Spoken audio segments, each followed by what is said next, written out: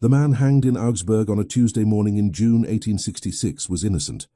The woman who condemned him believed she was telling the truth. The child, born 9 months after their last night together, never knew his father's name. 8 years later, a wealthy Austrian baron arrived in Munich, and the past came back with the precision of an engineer who had spent every day in exile calculating exactly how far a lie could travel before it collapsed under its own weight. Subscribe now, because what happened next will show you that survival is not the same as justice, and that the most dangerous person in any room is the one everyone believes to be dead. Candlelight moved across the gilded ceiling of the residence ballroom as the first snow of November fell silently over Munich. The city of Munich in the autumn of 1863 was a place of calculated appearances. King Ludwig I had been gone from the throne for 15 years, abdicated in disgrace after his obsession with the Irish dancer Lola Montez had scandalized the kingdom, and his grandson, the young Crown Prince Ludwig, not yet king, moved through the court with the distracted air of a man more interested in the operas of Richard Wagner than in the administrative machinery of a constitutional monarchy. In this atmosphere of aristocratic performance and political indifference, the great infrastructure projects of the Bavarian state moved forward with a momentum of their own, driven not by royal passion, but by the cold arithmetic of industrial ambition. It was within this machinery that Heinrich Wulff arrived. He was 24 years old in September of 1863, the son of Georg Wulff, a civil engineer from Augsburg who had spent 30 years building bridges for the Bavarian state and dying with nothing to show for it but a modest house, a respectable reputation, and a son who had inherited his precision without his resignation. Heinrich had studied at the Polytechnic School in Munich, the institution that would later become the Technical University, and had graduated with a distinction that his professors noted in their reports with the particular enthusiasm reserved for students who make their teachers feel that their own lives have not been wasted. He was not handsome in the way that drawing rooms rewarded. He was lean and dark-haired, with the kind of face that people forgot in a crowd and remembered alone later, when they were trying to identify exactly what had unsettled them about a particular afternoon. He had been contracted by the office of Graf Ernst von Brandt to serve as assistant chief engineer on the structural reinforcement program for the southern viaducts of the existing Rosenheim-Kufstein line, the Alpine corridor that carried the bulk of Bavarian freight and passenger traffic across the Highland crossings into Austria. The contract was for 18 months.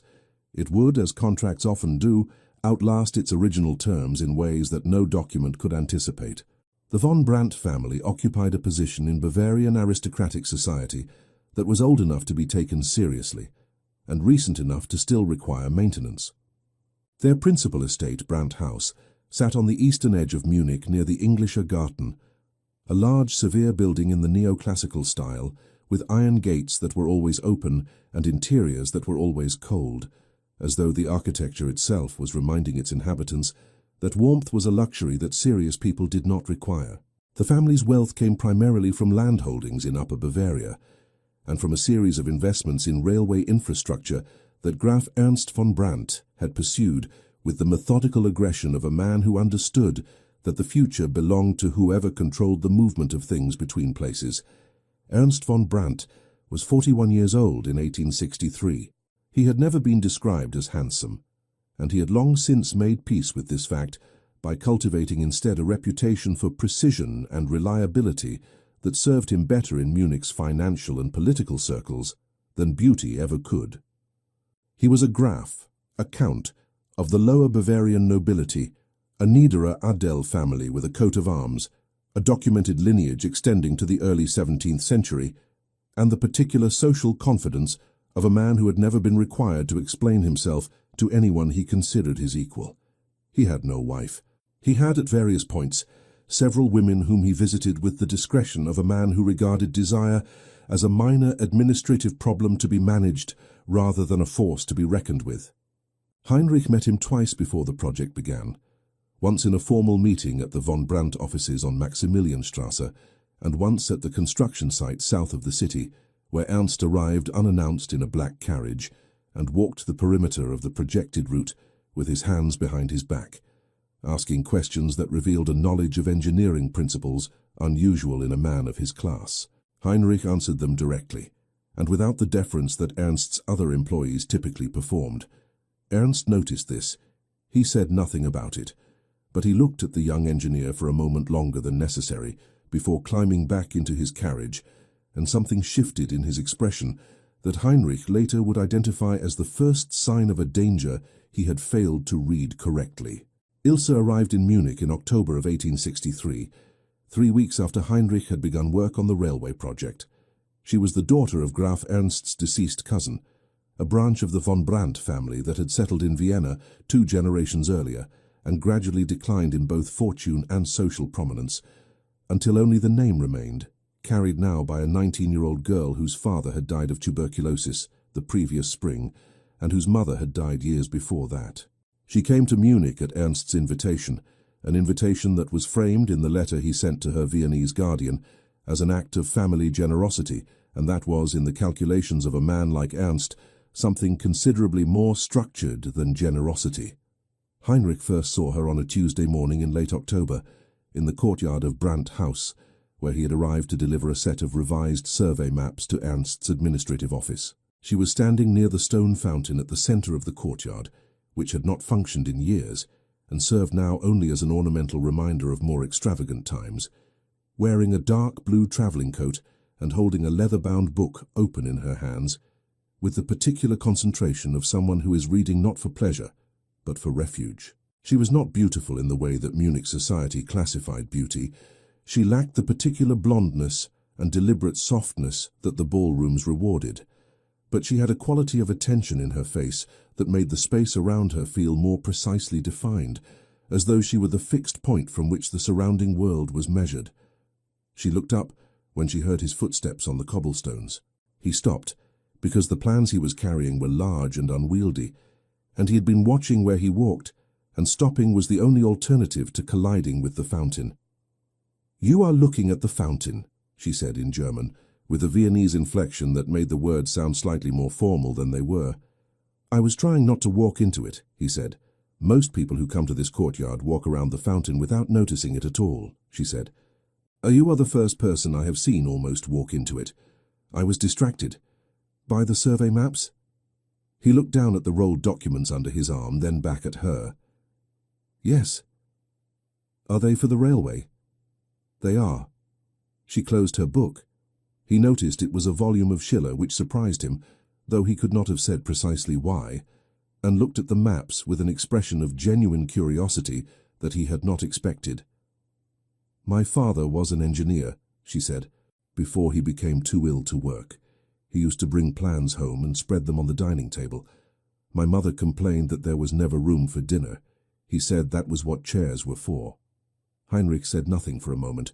Then, "He was right." She smiled. It was not a society smile. It did not perform anything. It simply appeared briefly, and then it was gone, and she returned to her book, and he continued toward the administrative office with the survey maps under his arm, and the distinct sensation of a man who has just walked past something important without being able to identify exactly what it was.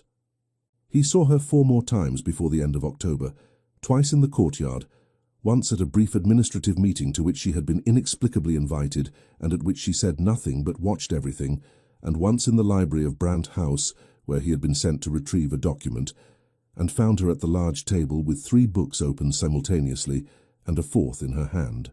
She did not acknowledge his presence until he had found the document and was leaving, at which point she said without looking up, "The 3rd shelf from the left, 2nd section. There is a volume on Bavarian land registry law from 1847 that contradicts the survey boundaries you used in your eastern section." He stopped. "How do you know what boundaries I used?"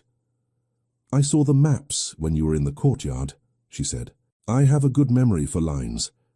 He stood in the doorway of the library for a long moment. Then he went to the 3rd shelf from the left, found the volume, and took it with him. She had been correct.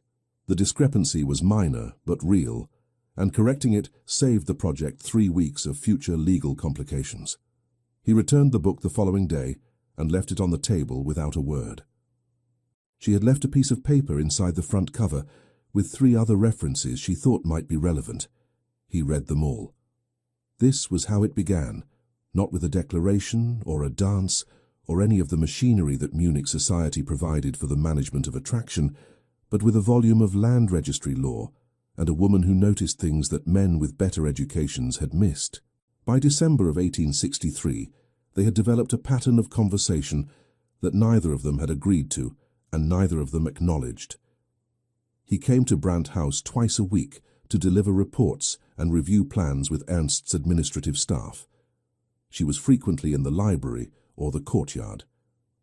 They talked about engineering, about Schiller, about Vienna, about the mathematics of load distribution in railway bridges, about her father's work, about the particular quality of Bavarian light in winter, which she found harsher than Austrian light and more honest.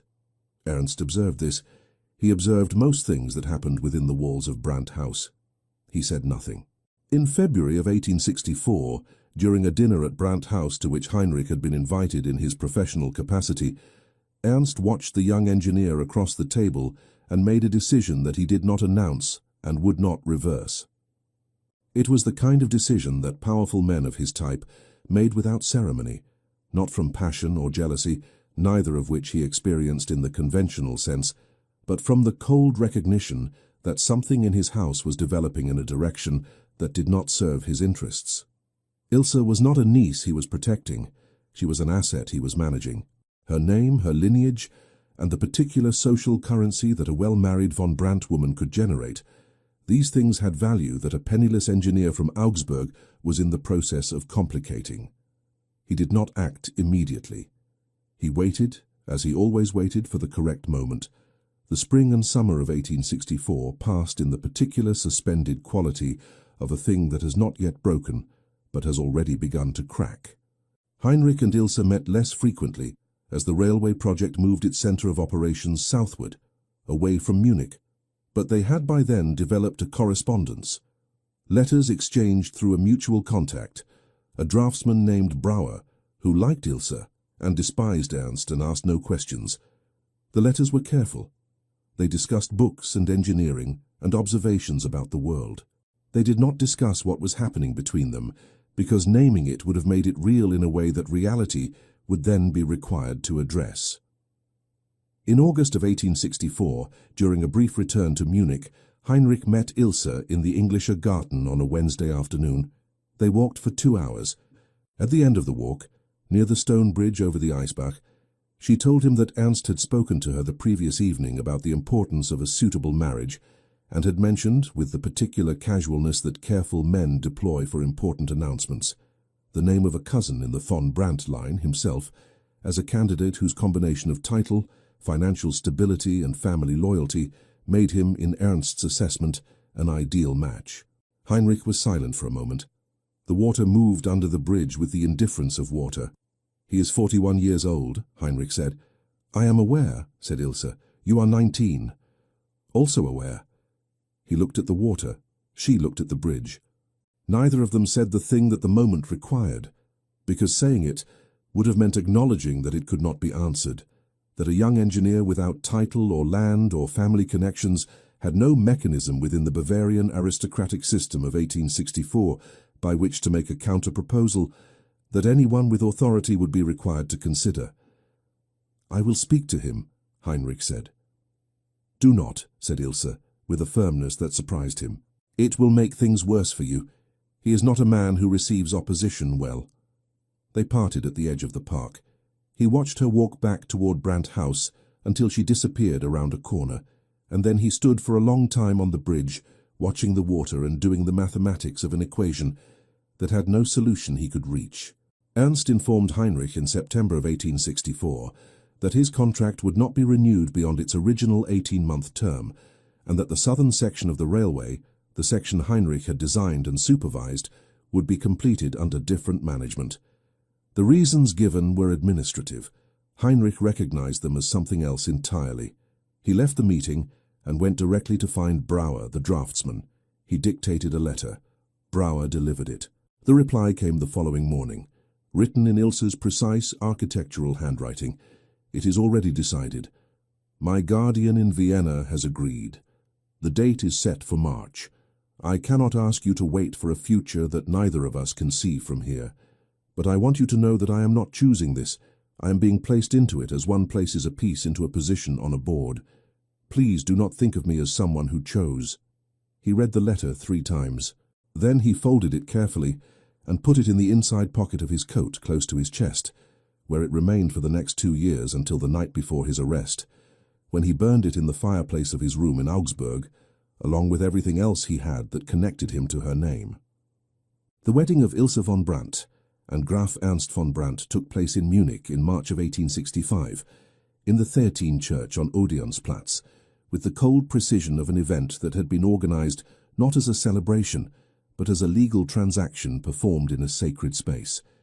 The guests were numerous, and the flowers were white, and the bride moved through the ceremony with the stillness of a woman who has made a private decision to survive whatever is required of her. Heinrich was not there. He had by then taken a position with a different engineering firm, working on drainage infrastructure in the northern districts of the city. Smaller work, less prestigious, but sufficient to occupy his hands and a portion of his mind. He spent the morning of Ilse's wedding reviewing drainage schematics in a basement office on Schwabing, and he did not permit himself to think about what was happening 3 kilometers south of where he sat until the evening, when he walked home along the Isar River in the dark and allowed himself, for exactly the duration of that walk and no longer, to think about everything he was losing. 3 months later, in June of 1865, Ilse discovered she was pregnant. The child had been conceived in the last week of February, in the final days before her wedding. Days that Heinrich had returned to Munich on professional business, and during which he and Ilse had met once privately in the library of Brandt House, in a reunion that neither of them had planned and both of them had needed, and that they had never afterwards spoken of to anyone. The child was born in December of 1865. Ernst von Brandt registered him as Karl von Brandt, his legitimate heir, without comment or complication. Ilse held her son for the first time in the cold winter light of the Brandt house bedroom and understood with perfect clarity that she would spend the rest of her life carrying a secret that she could not share, could not explain, and could not put down. She named him Karl because it was the name Ernst had chosen. She looked at the child's dark hair and his precise, watchful eyes, already at hours old, possessing something of that quality of attention that she had recognized 8 months earlier in a courtyard in autumn, and she committed to memory every detail of his face because she was already preparing for a future in which the truth would require everything she had. The section of railway line between Rosenheim and the Austrian border had been completed in the autumn of 1865 under the supervision of a chief engineer named Gottfried Haas, a competent man, methodical and unimaginative, who had replaced Heinrich on the project and who had, in the 14 months since taking over, implemented none of the structural reinforcements that Heinrich had recommended in his original design reports, and several of which he had flagged in writing as critical to the integrity of the southern viaduct crossing the Mangfall Valley.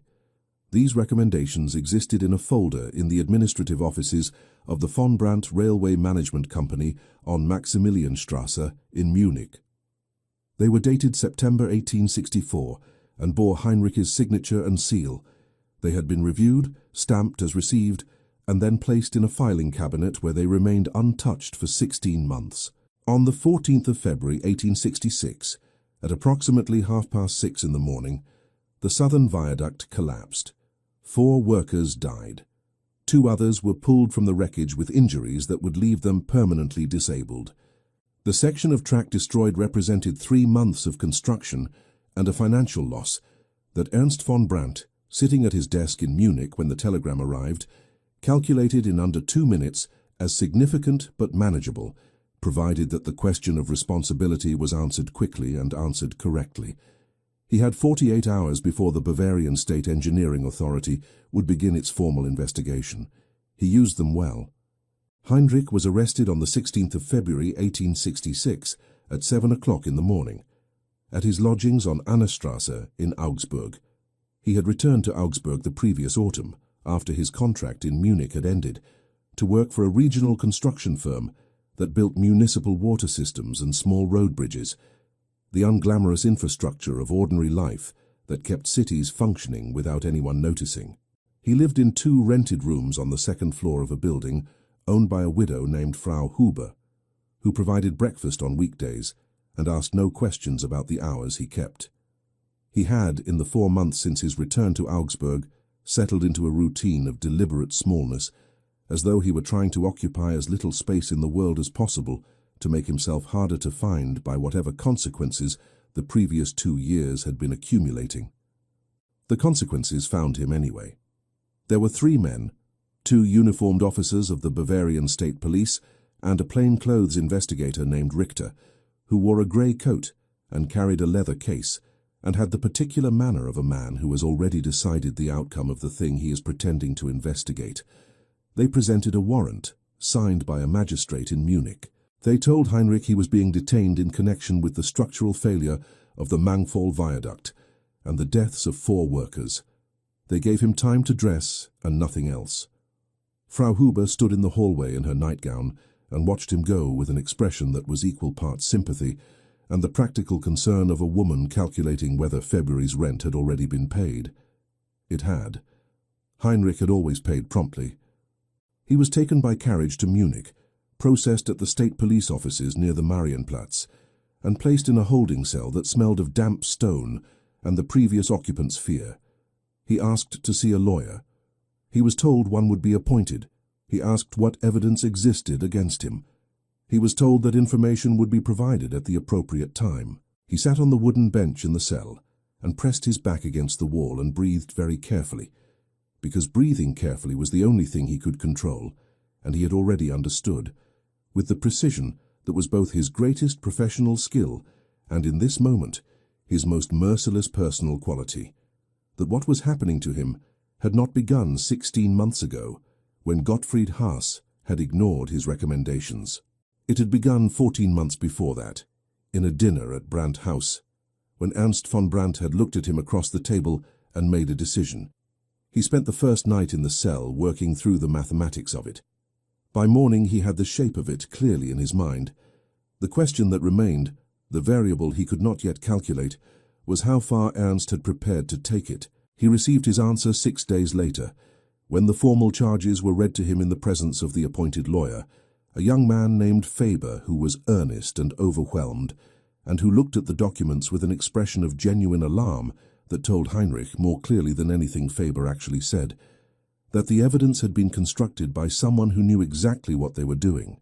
The charge was criminal negligence resulting in death, specifically that Heinrich Wolff, in his capacity as assistant chief engineer on the Mangfall viaduct section, had deliberately altered the structural load calculations in the original design documents, reducing the specified reinforcement requirements in the foundation, supports to a degree that rendered the structure unsafe under standard operational stress. The falsified documents bore his signature. The handwriting on the alterations had been assessed by a graphologist engaged by the state prosecution as consistent with his own. Faber laid the documents on the table between them in the consultation room and watched Heinrich examine them. Heinrich looked at them for a long time without speaking. His original calculations were there, his actual work, which he recognized with the particular intimacy of someone confronting their own handwriting. And beside them, in the critical sections relating to the foundation specifications, were alterations that he had not made. The handwriting was close, it was not perfect, but it was close enough that a graphologist who had been engaged by the prosecution rather than the defense would find it consistent. Who prepared the graphological assessment? Heinrich asked. Faber checked his notes. A Professor Lindemann from the University of Munich. Engaged by whom? Faber hesitated. The state prosecution. On whose recommendation? Faber did not answer, which was itself an answer. Heinrich set the documents down carefully. There are recommendation reports, he said. Dated September 1864. I submitted them to the von Brandt administrative office before my contract ended. They document the structural deficiencies I identified in the foundation design and specify the reinforcements required. If those reports exist in the filing records, they demonstrate that I flagged these problems, that I was trying to prevent exactly what happened, not cause it. Faber wrote this down with the concentrated focus of a young man trying to be useful in a situation that was becoming larger than his experience. "I will request access to the von Brandt administrative records," he said. The records, when Faber formally requested them 3 weeks later, were found to be incomplete. The filing cabinet containing project documentation from 1863 to 1865 had been reviewed by von Brandt company staff following the collapse as part of their own internal assessment. Several folders had been removed for that review. The folder containing Heinrich's September 1864 recommendations was not among those returned. It had, a von Brandt administrative clerk testified in the subsequent proceedings, been misplaced during the review process. These things happened. Paper was fragile. Offices were busy. No inference of deliberate removal could be drawn from what was, regrettably, an administrative oversight. The trial was scheduled for May of 1866 in the Augsburg Criminal Court, a building of neoclassical severity on Fuggerstrasse, whose high ceilings and stone floors created an acoustic effect in which every word spoken carried with a clarity that felt, to those being judged within it, like an additional form of punishment. Heinrich spent the weeks between his arrest and the trial in a cell in the Augsburg detention facility, reading whatever Faber could bring him, and thinking with the sustained concentration of a man who has nothing else to do with his mind. He built the case for his own defense in his head, with the same methodical precision he applied to structural engineering, identifying the load-bearing elements, the points of weakness, the places where the construction might fail. The problem, which he identified clearly and quickly, and then continued to examine from every angle hoping to find a different answer, was that the most critical load-bearing element of his defense was the missing folder, and the missing folder was gone. What remained was his word against documents that bore his signature, and the testimony of witnesses who had been selected by people with resources he did not have. Faber did his best. His best was not sufficient, and Heinrich knew this before the trial began, and spent considerable energy during the weeks of preparation managing the particular despair of a man who can see exactly what is going to happen and cannot stop it. He managed it by focusing on the one question that still had an open answer: Ilse. He did not know in those weeks in the cell what she had been told. He did not know whether she had been shown fabricated documents, whether she had been threatened, whether she had been deceived in the same way the court was being deceived, or whether, and this was the possibility he examined least often, at the very edge of his thinking, in the late hours when the cell was dark and the mathematics of human motivation became harder to manage, she had made a calculation of her own about what her survival and the survival of her son required. He could not answer this question from a cell in Augsburg. He would have to wait until the trial to see her face. She was called as a witness on the third day of proceedings. The courtroom was not full. This was not a case that had attracted significant public attention, because the workers who had died were not people whose deaths the newspapers covered at length, and because the financial and social dimensions of the case were presented in the prosecution's framing as secondary to the straightforward question of an engineer's criminal negligence. But there were observers. There were always observers at a criminal trial in a provincial city, people who came for the theatre of it, for the particular satisfaction of watching the machinery of justice perform its function in a room designed to make that function feel inevitable. Ilse entered from the side door with the contained stillness that Heinrich recognized, the quality she had that made the space around her feel precisely defined. She was 22 years old. She wore black, which was technically still appropriate given that she was less than a year into her marriage, and Ernst had not yet died, but which in the context of a courtroom created an impression of mourning that the prosecution's lawyer, a sharp man named Kaufmann, had certainly considered when he scheduled her testimony. She did not look toward the defendant's bench as she walked to the witness stand. She looked straight ahead, at the point where the wall met the judge's raised platform, with the focused attention of a woman navigating a narrow path over difficult ground. The oath was administered. She confirmed her name, her relationship to the defendant through his former employment, by her husband, her presence at Brandt House during the period in question. Kaufmann asked his questions with the careful pacing of a man who has rehearsed the sequence and knows where each question leads. He established that she had been present at Brandt House during 1863 and 1864, that she had had occasion to observe Heinrich in his professional capacity, that she had had access to the working spaces where project documents were reviewed. Then he asked the question that mattered. "Frau Gräfin von Brandt," he said, with the particular respectful formality that the German legal system extended to titled witnesses. "On the evening of the 14th of September, 1864, the final week of the defendant's engagement with the von Brandt railway project, did you observe the defendant in the administrative office of Brandt House?" A pause. Very small. No one in the room would have marked it except Heinrich, who was watching her with the concentrated attention of a man who has nothing else left to read. "Yes," she said. "And can you describe what you observed?" Another pause, the same length as the first. "He was at the filing cabinet," she said, "the one containing the project documentation. He had a folder open on the desk beside him. He appeared to be—" She stopped, reformulated. "He was making notations on documents in the folder." The courtroom was very quiet. "You are certain of what you observed?" Kaufmann asked. "I am certain of what I saw," Ilse said. Heinrich looked at her for the entirety of her testimony. She did not look back at him once. What Heinrich did not know, what he could not know from the defendant's bench in that courtroom, was what had happened to Ilse in the 48 hours before she was called to testify. Ernst had come to her on a Sunday evening, 3 days before the trial. He had sat in the chair across from her in the upstairs sitting room of Brandt House, the room where she spent her evenings reading, where Karl's cradle had stood for the first months of his life, where she had come to feel something approaching safety in the smallness of her domestic world. He had placed a folder on the table between them. He had told her to read it before he explained anything. The folder contained 3 documents. The first was a set of design notes in Heinrich's handwriting, or what appeared to be his handwriting, with specific alterations to the load calculations that the prosecution was citing as evidence of criminal negligence. The second was a letter, also apparently in Heinrich's hand, addressed to a contractor in Rosenheim, discussing the possibility of using substandard materials in the foundation supports in exchange for a financial arrangement. The third was a certified copy of Karl's birth registration. Ernst had let her look at the third document for a long moment before he spoke. "The child's father," he said, with the clinical precision of a man delivering a structural assessment, "is not legally in question. Karl is registered as my son and heir.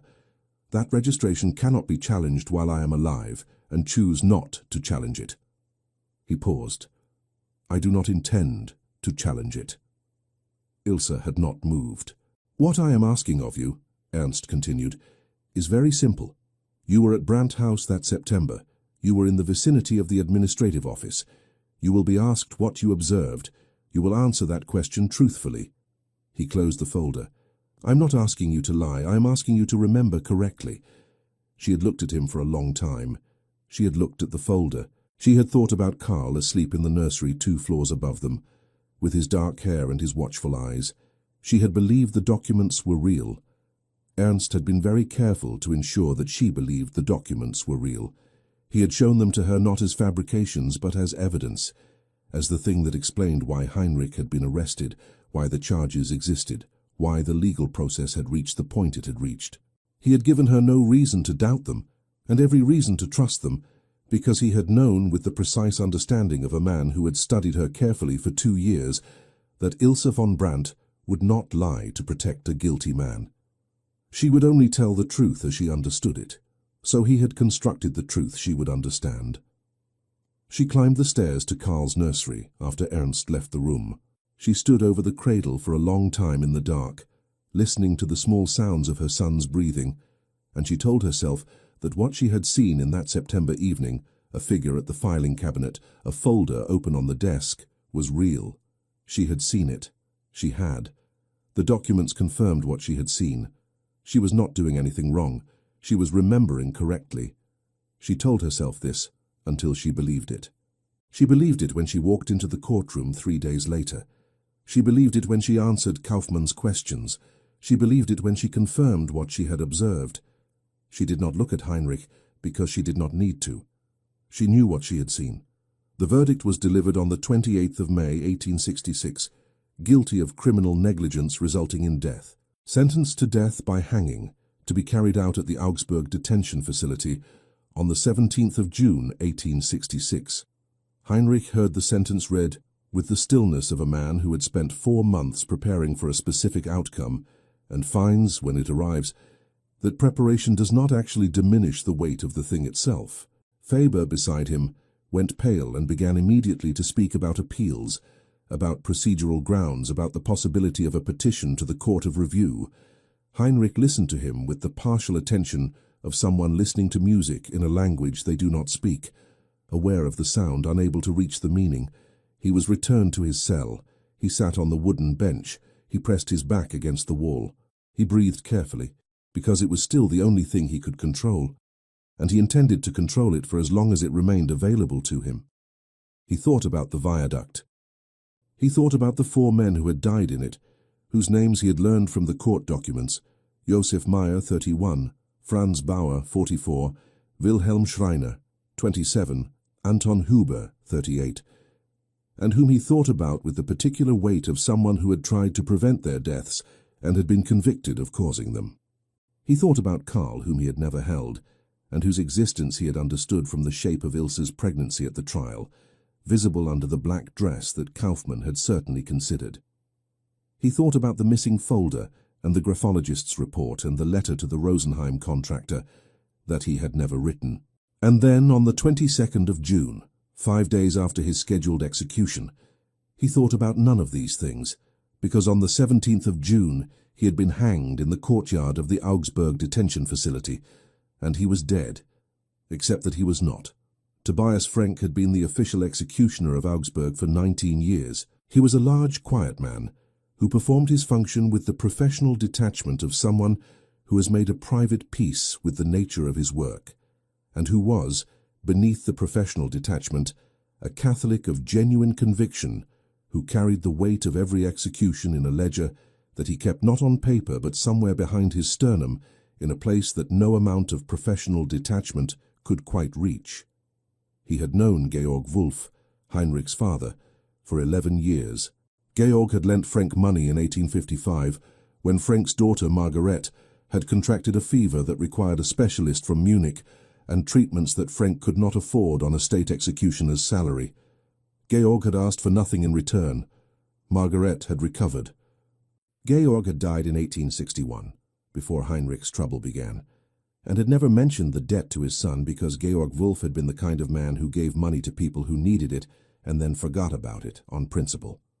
Frenk had not forgotten. He had learned of Heinrich's arrest in February through the ordinary channels by which a state executioner receives advance information about his future professional obligations. He had followed the trial. He had read the verdict. He had sat for 3 evenings in his kitchen, after his wife and daughter were asleep, and worked through what his options were, in the way that a man of limited power works through the options available to him, which is to say, finding very few and examining each of those few with great care. He could not save Heinrich publicly. He had no standing in the legal proceedings and no evidence that would have been admitted even if he had. He could not refuse to perform the execution without losing his position and potentially facing charges of his own.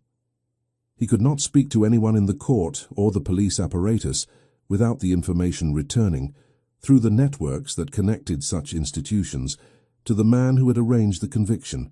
What he could do was very small and very precise. He had learned over 19 years the pharmacological properties of belladonna, specifically the dosage range at which the alkaloids produced a state of cardiovascular suppression deep enough to be mistaken for death by a physician performing a cursory examination, and the recovery time at which a patient would regain consciousness if no further intervention occurred. He had never used this knowledge for any purpose. He had carried it for years as a form of theoretical refuge, the way a man who cannot swim learns the location of the nearest rope. He prepared the solution on the evening of the 16th of June.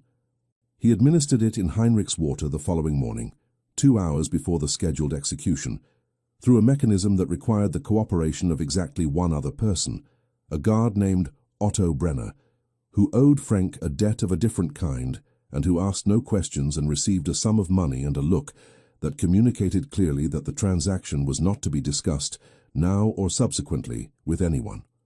The rope was adjusted. The drop was calculated. The physician who certified the death was a man named Dr. Schaefer, who had been performing post-execution examinations at Augsburg for 12 years and who approached each one with the thoroughness of a man doing a job he has done many times and sees no reason to treat as unusual. Heinrich's heart stopped for 8 minutes. Dr. Schaefer examined him at the 11-minute mark, found no pulse, noted the standard signs of death by asphyxiation, signed the certificate, and left. A cart arrived 20 minutes later to collect the body for transfer to the municipal burial ground. The driver was a man named Kaspar, who worked for the undertaker and who had been told by Frank, with cash and very clear instructions, that the body was to be driven to a specific barn outside the city walls, and that what happened after the body arrived at the barn was not Kaspar's concern or his business. Heinrich woke in the back of the cart, under a canvas with the mark of the rope at his throat and the particular sensation of a man who has come back from a place that has no name and found the world still present, still cold, still requiring him to breathe. He breathed. He breathed for a long time, very carefully, in the dark under the canvas, while the cart moved through the streets of Augsburg toward the city walls. Outside, the 17th of June 1866 continued around him. Market stalls opening, church bells marking the morning hour, children running on cobblestones, the ordinary machinery of a city that had just executed a man and moved on, as cities do, without ceremony. The barn was 3 kilometers outside the southern walls of Augsburg, on a dirt road that ran between 2 fields of winter wheat and arrived eventually at nothing in particular. It belonged to a farmer named Sepp, who rented it to Frank for storage purposes, and who had learned over many years of proximity to a man in Frank's profession that the most useful quality a person could cultivate was the ability to not notice things that it was not in their interest to notice. Heinrich lay on the straw floor for 6 hours before he could stand without falling. The rope mark on his throat was a dark band of bruised tissue that would take 3 weeks to fade completely, and that he would feel for years afterward as a faint phantom pressure whenever he was under stress, a physical memory that the body kept independent of the mind's permission. His hands shook. His vision came and went in waves. He vomited twice in the corner of the barn, and then sat with his back against the wooden wall and waited for his body to reassemble itself into something functional. Frank had left provisions in the barn, a canvas bag containing bread, dried meat, a small wheel of cheese, a flask of water, a flask of schnapps, a wool blanket, and a leather document case. Inside the document case were 3 items: a set of papers in the name of Friedrich Kessler, born in Salzburg in 1839, profession listed as civil engineer, a sum of 40 gulden in mixed denomination notes, and a letter in Frank's careful, unpracticed handwriting that contained no salutation and no signature, and read as follows: "The papers are sufficient for the Austrian border. Do not cross into Bavaria again. The debt to your father is paid. God keep you." Heinrich read the letter twice. Then he folded it and placed it in the inside pocket of the coat that Frank had left hanging on a nail by the door. A plain, dark coat, worn but clean, without identifying features. He put on the coat. He picked up the canvas bag. He left the barn in the early fields of June, in the direction of the Austrian border, moving through the pre-dawn dark with the careful deliberateness of a man who has just been given back something that had been taken from him and is not yet certain what to do with the gift. He did not look back toward Augsburg. He would not look back for 8 years. The Austrian border crossing at Kiefersfelden was a modest affair in June of 1866. A stone building, 2 customs officers, a log across the road that lifted and lowered on a counterweight mechanism. Heinrich arrived on foot in the early evening of the 18th of June, having walked most of the previous 30 hours, with 2 short periods of sleep in a drainage ditch and a roadside chapel. He presented the Friedrich Kessler papers with the calm of a man who has decided that fear is a luxury he can no longer afford, and the customs officer examined them with the bored efficiency of a man who processes 20 pedestrian crossings a day and finds all of them identical. He was waved through. He stood on the Austrian side of the border in the June dark and took a breath that was different from all the breaths he had taken in the previous 30 hours, though he could not have explained precisely why. He walked to Kufstein, 3 kilometers south, and found a lodging house near the railway station. He paid for 2 nights with a portion of Frank's 40 gulden. He slept for 14 hours. When he woke, he lay in the narrow bed in the low-ceilinged room and looked at the water stain on the plaster above him, and allowed himself, for the first and last time, to do the accounting of what he had lost. His name, his work, his reputation, the 4 workers who had died in a viaduct whose failure he had tried to prevent, the woman he had loved in the specific, unretrievable way that a young man loves for the first time, completely, without strategy, without the protective distance that experience eventually teaches.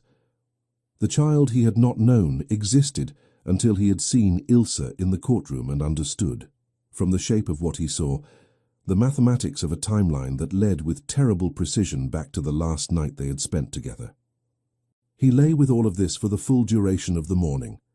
Then he rose, washed his face in the basin, ate the remaining bread from the canvas bag, and went to the railway station to inquire about the next train to Innsbruck.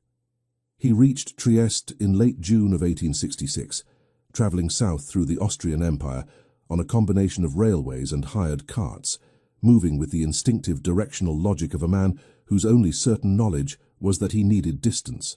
Trieste suited this purpose precisely. It was a port city, the primary maritime outlet of the Austrian Empire, a place of perpetual transit where origins were neither required nor interesting, where a man with reasonable skills and no verifiable history could find work among the layers of commerce and construction that the city's commercial ambitions continuously generated. He arrived with 11 gulden, a false name, and an engineering education that he could demonstrate through practical application, even without documentation. He found lodgings in a boarding house near the port, run by a Croatian woman named Marta, who charged reasonable rates and enforced a strict rule against noise after 9 in the evening, which Heinrich had no difficulty observing. He found work within a week, not engineering work, not yet, but physical labor on the expansion of the port's eastern cargo terminal, which was being enlarged to accommodate the growing volume of trade that the Suez Canal's imminent completion was expected to generate. He carried stone, he mixed mortar, he dug foundations, he worked with the concentrated physical energy of a man who needs his body to be too tired to permit his mind to operate without supervision.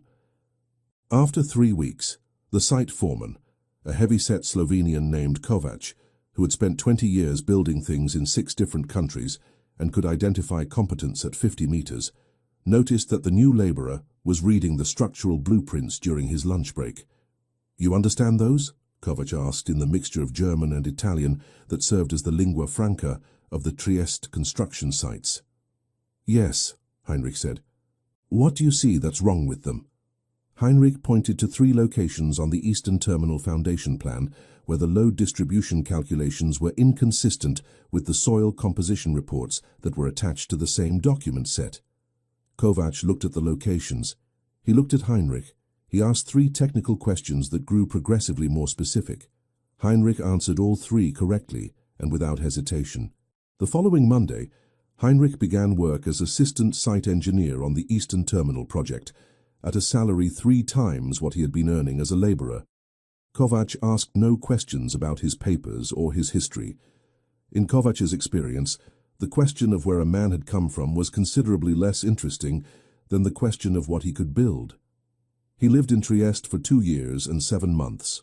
They were years of deliberate construction, not of buildings, though he built those too, but of the person he was becoming, layer by careful layer, like a foundation being laid in difficult soil. Friedrich Kessler took shape, slowly and with intention. He was quieter than Heinrich Wolff had been, more contained. He had learned in the courtroom in Augsburg, and in the barn outside the city walls, and in the weeks of walking south through Bavaria and Austria, that transparency was a vulnerability he could not afford, and he had built his new self around a core of controlled opacity that the people who worked with him interpreted as professional seriousness, and that was, in fact, something considerably more complicated. He was good at his work. This was not a strategic decision. It was simply the continuation of what he had always been, the one quality that required no performance and no maintenance, the thing that remained constant across the discontinuity of his identity. He designed terminal structures, warehouse foundations, seawall reinforcements. He calculated load tolerances for cargo equipment that would not be invented for another decade, but that the terminal planners were already accounting for in their forward projections. He worked long hours and spent his evenings in the small room he rented from Marta, reading engineering journals and occasionally German newspapers that arrived at the Trieste reading room 2 weeks late. He read about Munich with the particular attention of a man reading about a country he has been exiled from, looking for specific information among the general current of events, alert to names and developments that would be invisible to a general reader, but that carried specific weight for someone tracking a particular story from a distance. He read about the von Brandt Railway Company's continued expansion in Upper Bavaria. He read about the political developments following Bavaria's defeat, alongside Austria, in the Austro-Prussian War of 1866, a war that had been declared, fought, and concluded in the 7 weeks between his execution and his arrival in Trieste, while he had been walking south through fields and crossing border posts and lying in boarding-house beds, listening to his own heartbeat. He read in the autumn of 1867 a brief notice in the social pages of a Munich newspaper that reported the birth of a second child to Graf and Gräfin von Brandt, a daughter named Sophia, who died of fever before her first birthday. He set that paper down and looked at the wall for a long time. He did not read the social pages again.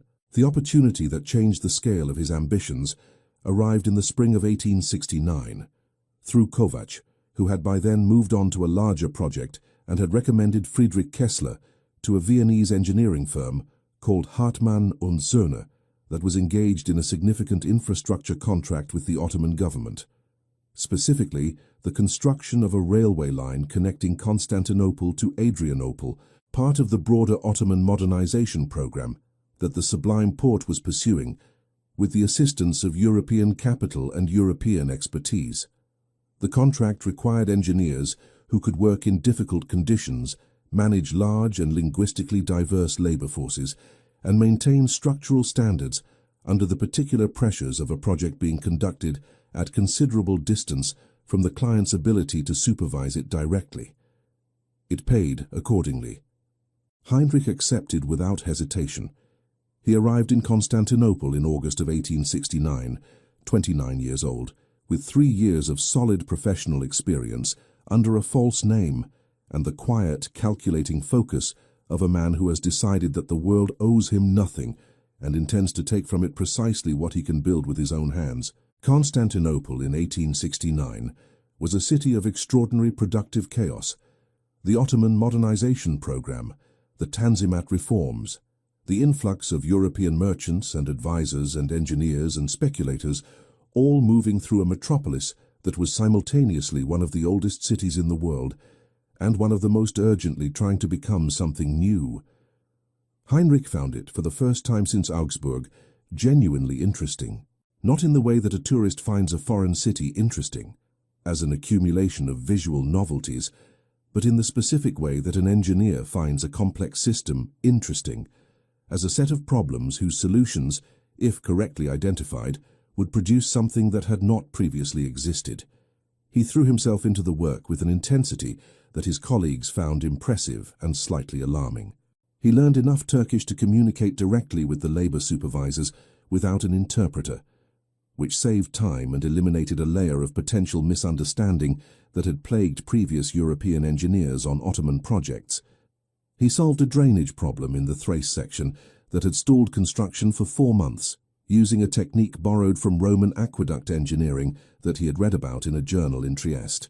He worked 18-hour days during the critical laying seasons and spent the winter months in Constantinople preparing detailed plans for the following year's construction phases with a thoroughness that the Hartmann firm's Viennese partners noted in their annual assessments with increasing enthusiasm.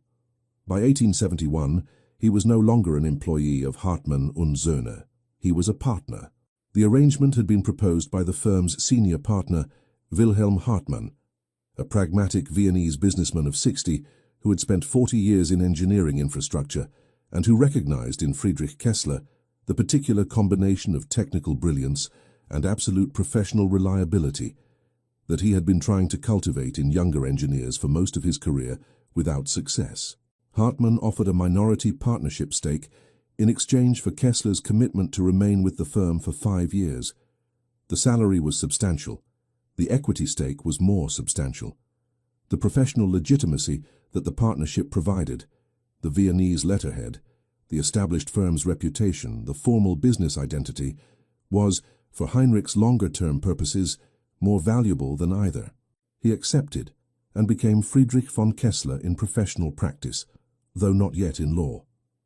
He returned to Vienna in the autumn of 1872, after 3 years in Constantinople and the surrounding territories, with a reputation, a partnership stake in a profitable firm, and the financial resources to begin the next phase of a plan that he had been building in his mind with the same patience and structural care that he applied to everything else he constructed. Vienna suited him in ways that Trieste and Constantinople had not. It was close enough to Munich to receive current information, accessible enough to maintain professional connections with Bavarian business circles, and large enough that a man of moderate social prominence could operate without constant scrutiny.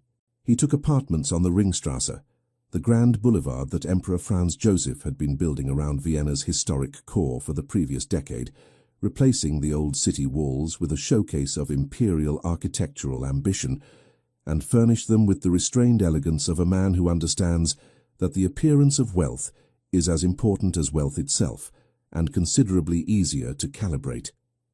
He re-established contact with Munich through professional channels. The von Brandt Railway Company was still operating, still expanding in fact into new regional lines, funded by the same combination of state contracts and private capital that Ernst had always understood how to assemble. Heinrich tracked this from Vienna, with the systematic attention of a man who is mapping the terrain before he enters it, reading the financial press, maintaining indirect contact with engineering colleagues who moved between the two cities, building a picture of the Bavarian infrastructure landscape that was detailed enough to be useful when the time came to use it. He also, through the Viennese professional networks that his partnership with Hartmann provided access to, made discreet inquiries about the von Brandt administrative records, specifically about whether the documentation from the 1863-1865 railway project period had been preserved and where it might currently be held. The answer, which came to him through an indirect chain of contacts over the course of several months, was that the records had been transferred from the Maximilianstrasse offices to a central storage facility maintained by the Bavarian Ministry of Public Works, where they were held as part of the ministry's standard retention of documentation relating to publicly funded infrastructure projects. The ministry retained such records for 20 years. The missing folder, his September 1864 recommendations, was either in that storage facility if it had ever been properly filed after Ernst's administrative review, or it was not. If it was not, the evidence of what Ernst had done existed in a different form. The financial records of the von Brandt Company, which a sufficiently determined legal challenge might be able to access, and which would, if examined carefully, reveal the pattern of expenditure alterations and fund transfers that had preceded and followed the viaduct collapse. Ernst had been careful, but careful men who conduct fraudulent operations over extended periods leave traces, because the nature of a financial deception is that it must continuously interact with real numbers, and real numbers, unlike people, cannot be instructed to forget. Heinrich had time. He had patience.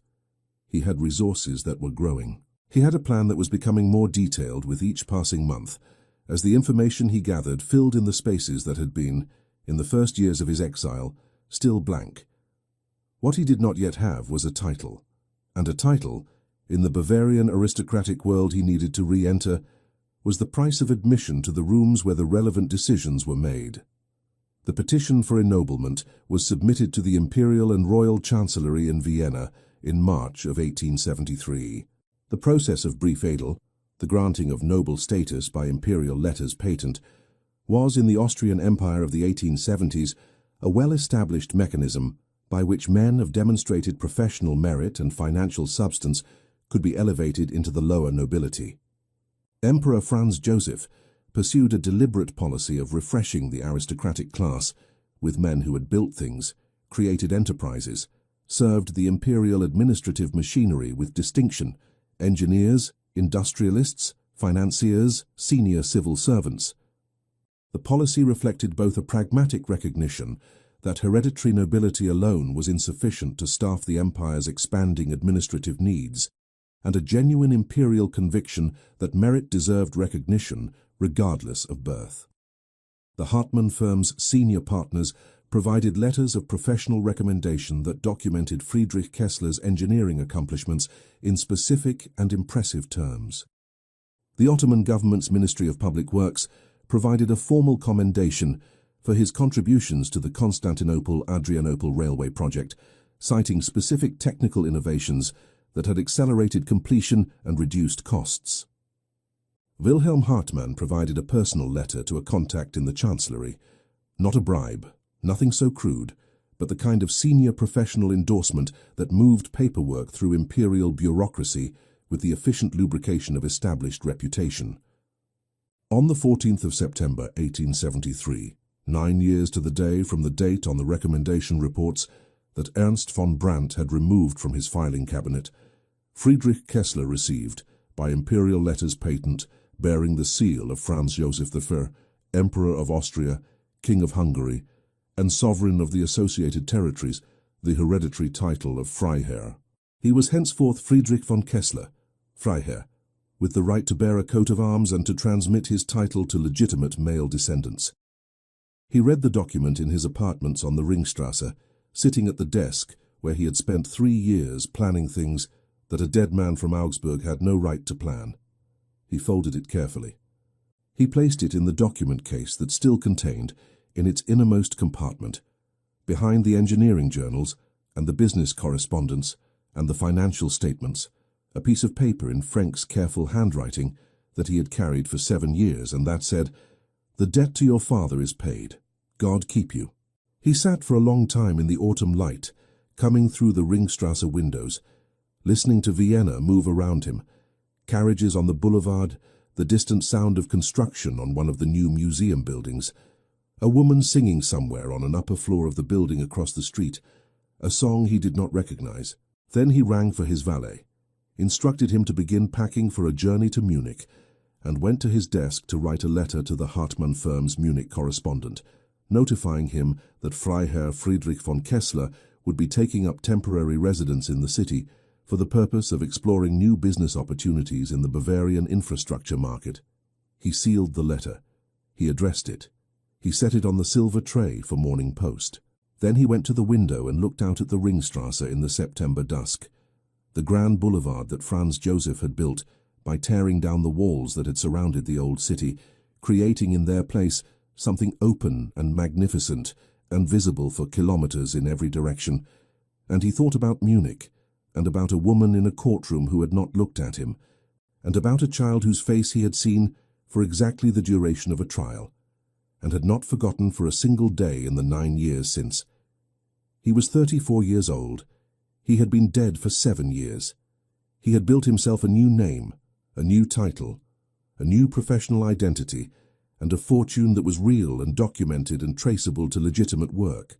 He had patience and a plan, and the particular focused calm of a man who has spent a long time preparing for something, and has arrived at last at the moment when preparation ends and action begins. He also had somewhere beneath all of this something he had not planned for, and had not been able to engineer away no matter how carefully he constructed the rest of it, a grief that had never finished its work, and a love that had survived the rope and the cart and the border crossing, and the barn and 7 years of deliberate forgetting, with the stubborn, irrational persistence of a structural element that refuses to fail regardless of the loads placed upon it. He did not examine this too closely. He was an engineer. He knew that some materials behaved in ways that calculation could not fully predict, and that the correct response to this was not to ignore it, but to account for it, to build the structure around it, to let it carry what it needed to carry and to see what held. He arrived in Munich on the 3rd of October, 1874. The city received him with the indifference that cities extend to strangers, and the particular quality of autumn light that Ilse had once told him she found harsher than Austrian light and more honest. He stood outside the railway station on the Bahnhofplatz, with his luggage being loaded onto a hired carriage, and he looked at the city that had tried to kill him, and he felt the old mark at his throat, the phantom pressure, faint and precise. And he thought, good. He was going to need to feel it. He was going to need to remember exactly what this city had done, and exactly who had arranged it, and exactly what he had come back to do. The carriage moved through Munich streets toward the apartments he had arranged on Briennerstrasse, and Friedrich von Kessler, Freiherr, engineer, Austrian nobleman, dead man returned, watched the city pass outside the window with the calm, measuring gaze of someone who has spent 8 years building the instrument that is now finally in his hand. The social architecture of Munich in the autumn of 1874 operated according to principles that had not changed substantially in Heinrich's decade of absence, which was one of the things about aristocratic societies that he had counted on when constructing his plan. The same families occupied the same positions. The same events structured the same calendar. The same networks of obligation and reputation and carefully managed information connected the same people to each other in the same configurations of power. What had changed was the context around it.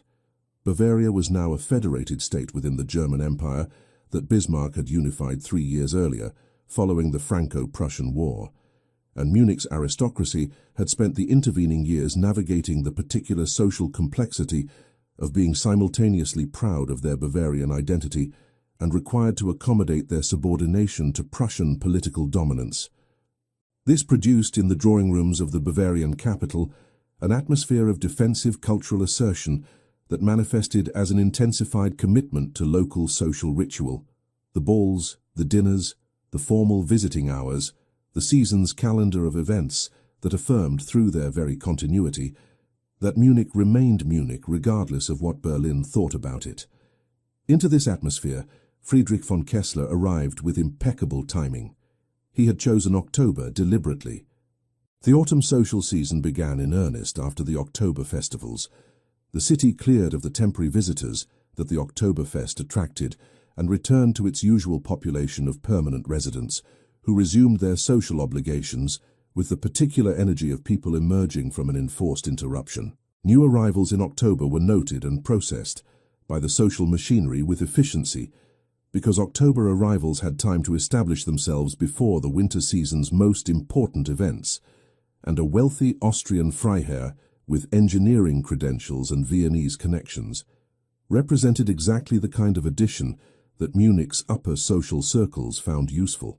He had arranged an introduction through the Hartmann firm's Munich correspondent, a lawyer named Brinkmann, who moved between the city's business and social worlds with the practiced ease of a man whose professional usefulness depended on knowing everyone worth knowing. Brinkmann had arranged for Friedrich von Kessler to be invited to a dinner at the home of Herr and Frau Aldenburg, a banker and his wife who entertained regularly and whose table served as one of the primary mechanisms by which new arrivals of acceptable standing were introduced to the relevant layers of Munich society. Heinrich arrived at the Aldenburg dinner on the 12th of October, 1874, in a carriage from Briennerstrasse, wearing a dark evening coat of Viennese cut that was understated enough to be elegant and expensive enough to be noticed, with the composed, watchful bearing of a man who has rehearsed this entrance in his mind for 8 years, and finds the reality of it both more and less dramatic than the rehearsal. The Aldenburg drawing-room held 22 people. He knew none of them by face and all of them by name, having spent the previous week reviewing the social register of Munich's upper circles with the systematic attention he applied to site surveys, identifying the key figures, mapping the relationships, understanding the existing tensions and alliances before entering the terrain. He was introduced in sequence to a retired military general, 2 bankers, a state ministry official, 3 women of varying ages and social positions, and a Bavarian Graf whose family name he recognized from the infrastructure contracting networks. He conversed with each of them with the careful calibration of a man who is simultaneously performing a social role and conducting reconnaissance, deploying enough professional substance to be interesting and enough personal reserve to be intriguing, never giving more information than the conversation required. He was very good at this. 8 years of being someone else had made him exceptionally good at this. He did not see her until dinner was announced, and the company moved from the drawing room to the dining room. A procession conducted with the ritual precision that these households maintained as a form of social identity, couples and individuals arranged by rank and relationship, in a specific order, that communicated to those who could read it everything relevant about the relative standing of everyone present. She entered from the far door of the drawing room as the procession was forming, having arrived late. Not rudely late, but the particular 7 minutes late that a woman of established social position could manage without consequence, and that created by her entrance into an already assembled room a brief moment of general attention that she appeared not to notice. Heinrich noticed it. He noticed her. She was 30 years old. She wore dark grey, not mourning, which would have been black, but the particular grey that a widow of 3 years adopted when she had decided, without announcing it, that she was no longer in mourning, but had not yet decided what she was instead. Her hair was darker than he remembered, or perhaps it was the candlelight. She was thinner. There was something in her face that had not been there in 1864 and 1865. Not age exactly, but the specific quality that difficulty produces in a face that has processed it internally rather than externally, a compression around the eyes, a particular set of the mouth, that spoke of years of careful management of things that could not be spoken about. He looked at her for exactly long enough to register her presence, and then looked away, because looking longer would have been noticed, and being noticed looking at the widowed Gräfin von Brandt was not part of the plan for the 12th of October. She was seated at the opposite end of the dinner table. He was seated between Frau Aldenburg and the ministry official's wife in the position that the host had calculated as appropriate for a new arrival of his standing, close enough to the center of the table to signal social acceptance, far enough from the senior guests to signal that acceptance was provisional. He ate his dinner and spoke with the people beside him and kept her at the periphery of his attention throughout the meal with the disciplined control of a man who has learned to be aware of something without appearing to be. She spoke with the guests nearest her. He could not hear the words from his position, but he could observe the rhythm of it, the quality of her attention as she listened, the particular thoughtfulness with which she appeared to choose her responses. She laughed once, briefly, at something the man on her left said, and the sound reached him across the table with the particular quality of something familiar heard from a distance, recognizable in its essential character even through the alteration of years. After dinner in the drawing room, he was introduced to her. Brinkmann performed the introduction with the practiced efficiency of a man who understands that the value of his social function lies in making connections seem effortless. Frau Gräfin von Brandt, may I present Freiherr Friedrich von Kessler, recently arrived from Vienna, an engineer of considerable distinction, I am told, and a welcome addition to our Munich circles. She extended her hand. He took it with the correct degree of formal pressure. He met her eyes for the first time in 8 years. Nothing in her face changed. She looked at him with the polite attentiveness that a well-bred woman extended to a new acquaintance, assessing, courteous, entirely composed. There was no recognition. There was nothing that indicated anything other than the standard processing of a new social contact. Freiherr von Kessler, she said. Vienna is a long way to come for Bavarian infrastructure projects. The distance is what makes them interesting, he said. One sees things more clearly from a remove. A small pause. That is either very wise or very convenient, she said. In my experience, he said, the two are not mutually exclusive. She looked at him for a moment with an expression he could not quite classify, the beginning of interest, perhaps, or the beginning of something more cautious. Then Brinkmann was drawing her attention toward another introduction, and the conversation ended with the natural incompletion of all first conversations at dinner parties, carrying the implicit suggestion that it might, at some subsequent occasion, be continued. He watched her move away across the drawing room and felt, beneath the controlled surface of Friedrich von Kessler, the specific and unwelcome sensation of a man who has been planning something for 8 years and has just discovered that the plan did not adequately account for what it would actually feel like to stand 3 feet from the person at its center. He accepted a glass of wine from a passing servant and reminded himself, carefully and precisely, of what he was there to do. He encountered her 4 more times in the following 3 weeks, at the overlapping social events that Munich's autumn calendar generated with reliable regularity. Each encounter was brief and correctly managed, the kind of repeated acquaintance that Munich drawing rooms naturally produced between 2 people of similar social standing who moved in the same circles, and that carried no particular significance until it had accumulated enough instances to become a recognized pattern. He observed her carefully during these encounters with the professional detachment he applied to site surveys, collecting information, identifying the structural elements of her current situation, building a picture that was more detailed with each addition. What he assembled was this: she managed her household and her son's education with the organized competence of a woman who had been making decisions alone for 3 years and had become, through necessity, genuinely capable of it. She was financially constrained in ways that were not publicly visible. The social performance of the Gräfin von Brandt was maintained at the level her position required, but there were small indications, legible to someone who was looking for them, of economies being managed beneath the surface. The same evening coat worn to multiple events, the absence of the domestic staff that a household of her former standing would have maintained, the particular way she declined certain invitations that involved expenditures she could not justify. The von Brandt estate was, he estimated, running at a deficit that was being sustained through a combination of diminishing savings and what he suspected, from fragments of information gathered through Munich's business networks, were loans secured against the property itself. He knew, because he had known before he arrived, the general shape of Ernst's financial deceptions: the infrastructure funds diverted, the false project accounting, the debts accumulated through failed investments that had been concealed from Ilse through the same mechanisms of selective information management that Ernst had applied to every other aspect of his life. What he had not known before arriving in Munich was how far the financial damage had progressed in the 3 years since Ernst's death. What he now estimated, from what he could observe and infer, was that it had progressed further than he had anticipated. This information was relevant to his plan. He filed it accordingly. What was not relevant to his plan, what he had not planned for and continued with increasing effort to manage, was the specific quality of her presence, which operated on him in ways that 8 years of deliberate reconstruction had not neutralized.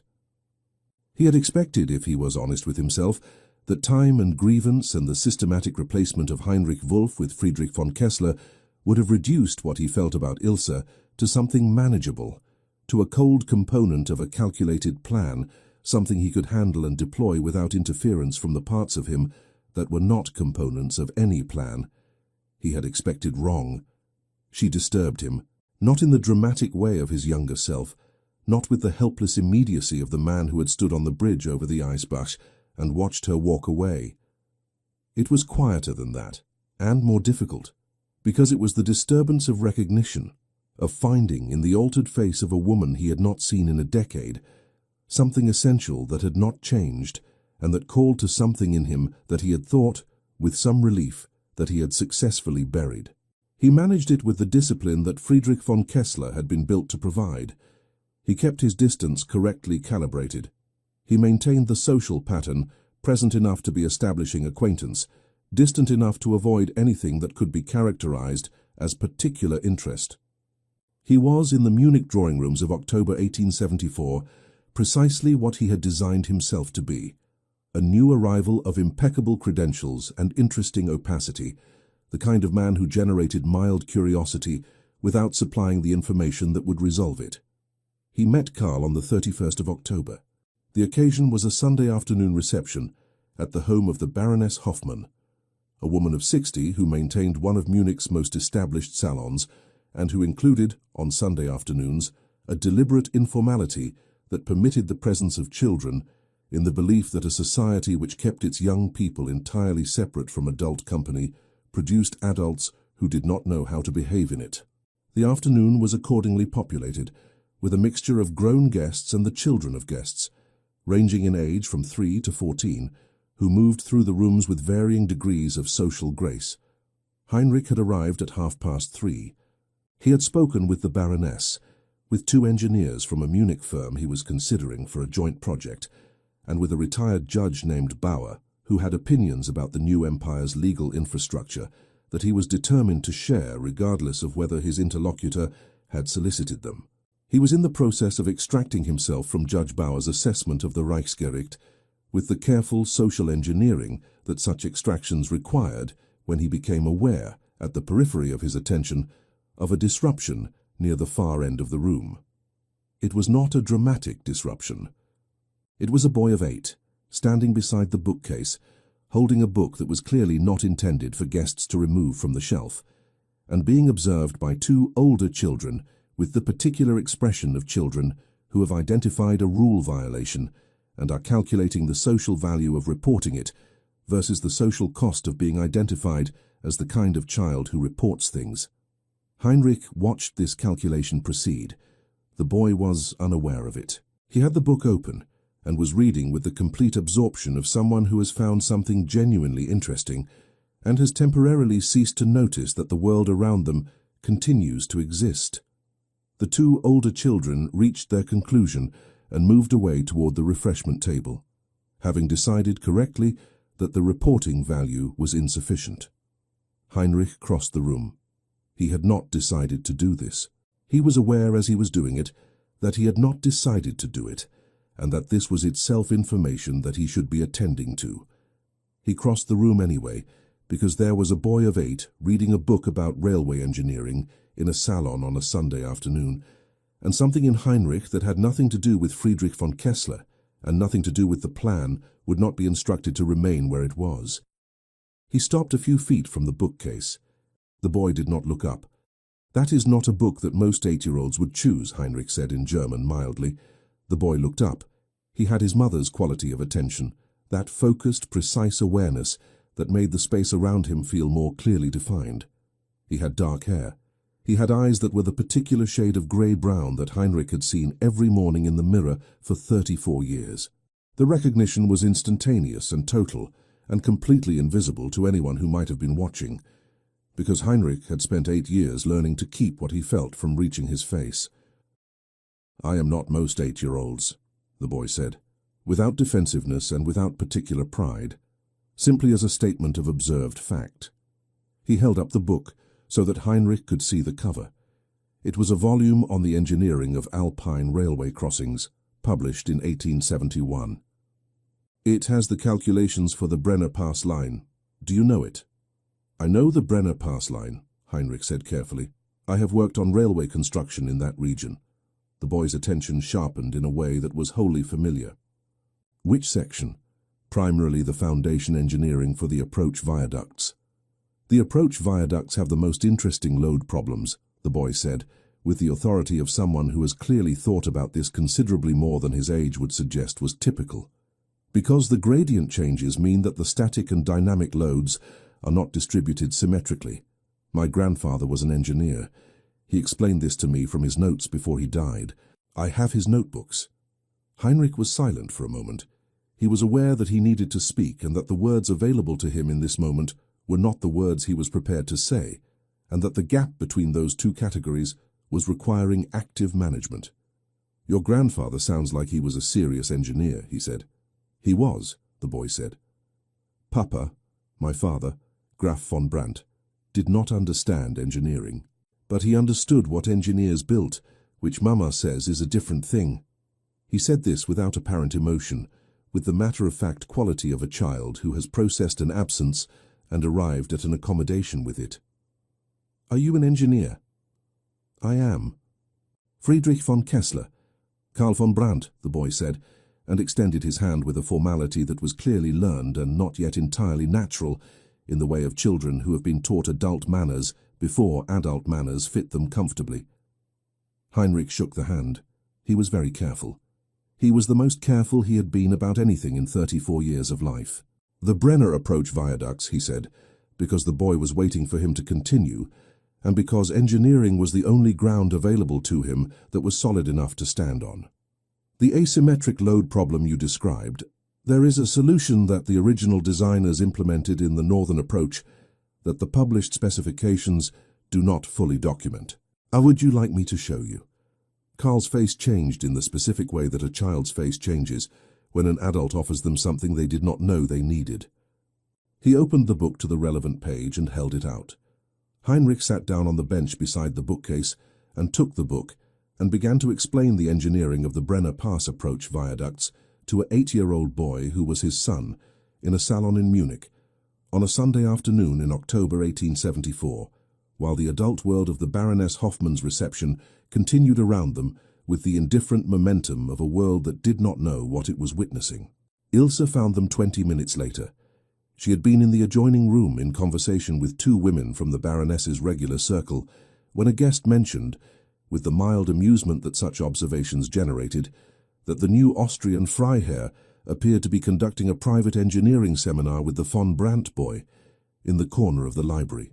She had made her excuses and gone to investigate with the particular maternal alertness of a woman who has learned that her son's enthusiasms, while commendable, occasionally required gentle redirection from the bookshelves of other people's homes. She stopped in the doorway. Karl was leaning over the book on Heinrich's knee, pointing to a specific diagram, asking a question that Heinrich was answering. She could not hear the words from the doorway, only the cadence, with the patient, focused attention of a man who was genuinely engaged with what was being asked and not merely performing engagement for social reasons. She had seen that quality of attention in teachers, rarely. She had not expected to see it in a Viennese baron at a Sunday afternoon salon. She crossed the room. Both of them looked up as she arrived. "Mama," Karl said with the particular tone of a child who knows that an interruption is coming and is preemptively establishing that he considers it premature. "Freiherr von Kessler is explaining the Brenner approach viaduct foundations. There is a solution in the northern approach that the published specifications do not document. I am aware that there is a book from the Baroness's shelf that you were not supposed to remove," Ilse said, with the calibrated firmness of a woman who has learned to maintain authority without damaging enthusiasm. "The Freiherr removed it," Karl said, which was not technically accurate but was delivered with the logical precision of a child who has identified a procedural technicality in his favor. Heinrich rose from the bench. "The fault is mine, Frau Gräfin. I encountered your son reading and found the subject too interesting to walk past. I should have found a more appropriate way to continue the conversation." She looked at him. Something crossed her face that he could not quite read. Not the beginning of recognition, not yet, but something more subtle than that. The specific quality of unease that the body generates when the mind cannot explain it. A signal without a source. "Karl is enthusiastic about engineering," she said. "It is clear that he has a genuine aptitude for it," Heinrich said. "Not an imitation of interest, a real structural understanding. It is not common in someone his age."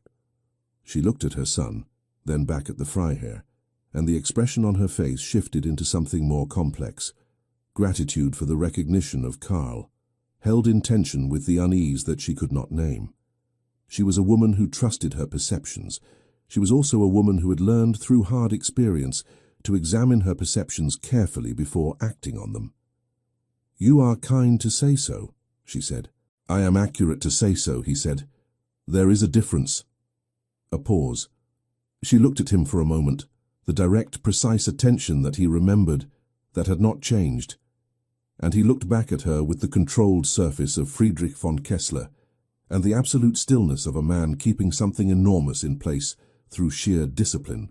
"So I have been told," she said, and there was something in her voice that suggested she was not entirely certain whether the observation was a compliment or a warning, and was not certain that the man making it knew either. He lay awake that night in the Briennerstrasse apartments for a long time, staring at the ceiling in the dark, doing the mathematics of what the afternoon had changed. The plan was intact. The plan was completely intact. He had not deviated from it in any material way. He had spoken to a child in a salon, and the child had been Karl, and Karl had his eyes and his mother's attention and his grandfather's engineering notebooks, and none of this changed anything about what Heinrich had come to Munich to do. He repeated this several times. Then he got up, went to the desk and sat for an hour looking at the papers he had assembled over 8 years.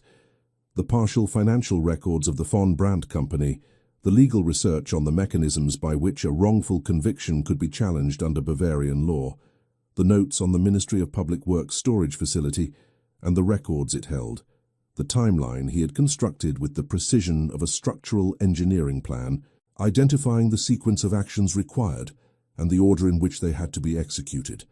The plan was sound. He had built it carefully. He had accounted for the variables he could anticipate and left flexibility for the variables he could not. He had a professional presence established in Munich, a social identity that was working as intended, resources sufficient to sustain a prolonged engagement, and a patience that 8 years of exile had refined to something close to absolute. What he had not accounted for, what he had not been able to account for because it required the actual experience of the thing rather than the theoretical anticipation of it, was Karl. Not as an abstract element of the situation, not as the child he had known existed from the shape of Ilse's pregnancy at the trial. As a specific human being of 8 years old, who had his grandfather's engineering notebooks and the Brenner viaduct calculations memorized, and a handshake that was formal in a way that was not yet natural, and who had looked at him across a book and asked a question with the exact quality of focused intelligence that Heinrich recognized as definitively, unmistakably, irrevocably his own. He sat at the desk for a long time. The autumn night moved around him. Munich was quiet outside the windows, the particular urban quiet of a prosperous city in the small hours. Not silence, but a diminishment of all its usual sounds, to a low, continuous presence that felt in certain moods like the city breathing. He thought about the plan. He thought about Karl. He thought about Ilse's face in the doorway of the library, and the quality of unease that had crossed it when she looked at him, the signal without a source that her body had sent her before her mind had any information to work with. He thought about what it meant that she was in financial danger, that she did not yet fully understand, and that he understood it better than she did, and that this was simultaneously a component of a plan he had built for 8 years, and a fact about a woman he had loved that produced in him a response that had nothing to do with plans. He did not resolve any of this that night. He went back to bed at 4 in the morning and lay in the dark until the first light came through the curtains, and then he rose and washed and dressed, and went to his desk and began the day's work. Because Friedrich von Kessler was a man with a schedule and a purpose and a plan, and the plan required that he be functional and precise and in control of what he felt. He was all of these things. He was also, beneath all of these things, a man who had shaken his son's hand for the first time that afternoon, and had not let go cleanly, and who was going to have to find a way to carry that alongside everything else he was carrying, because there was no alternative that the mathematics of his situation made available to him. He picked up his pen. He began to write. Outside, Munich moved into morning.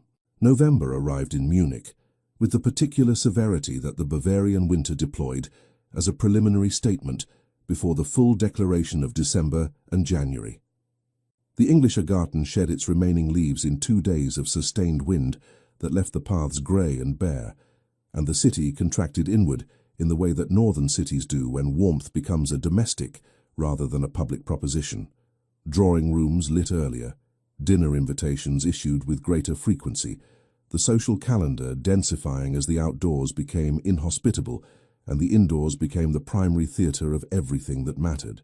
Heinrich moved through this contraction with the practiced ease of a man who had spent 8 years operating in cities he did not belong to, and had learned to read their social rhythms as a navigator reads currents, not with the instinctive familiarity of a native, but with the precise acquired competence of someone who has studied the patterns carefully enough that the difference was not visible to anyone who had not known the native. His professional presence in Munich was consolidating satisfactorily. The joint project he had been negotiating with the Munich engineering firm of Bauer und Weiss, a drainage and foundation contract for a new commercial district in the Schwabing area, was proceeding toward agreement with the steady momentum of a business arrangement in which both parties could see their interests being served. He had been invited to present proposals to 2 state ministry officials regarding potential involvement in infrastructure projects related to the German Empire's expanding southern railway network. His name was appearing in the right professional contexts with the right frequency. Friedrich von Kessler was becoming, in the Munich business and social world, a recognized quantity, still somewhat new, still carrying the interesting opacity of a recent arrival, but no longer unfamiliar. He was also, more quietly, and through considerably more indirect mechanisms, continuing the work he had begun in Vienna, the patient assembly of the evidentiary case that he intended, at the correct moment, to deploy. The Munich correspondent of a Frankfurt banking house, a meticulous man named Dreher, who had spent 20 years tracking the financial movements of Bavarian aristocratic families on behalf of his employers, owed Friedrich von Kessler a professional courtesy from a business introduction that Heinrich had arranged through Hartmann the previous year. Heinrich had never called in this courtesy directly. In November of 1874, he did. What Dreher provided, in 2 meetings at a coffee house on Theatinerstrasse, was a general picture of the von Brandt estate's financial condition that confirmed and extended what Heinrich had already estimated from observation.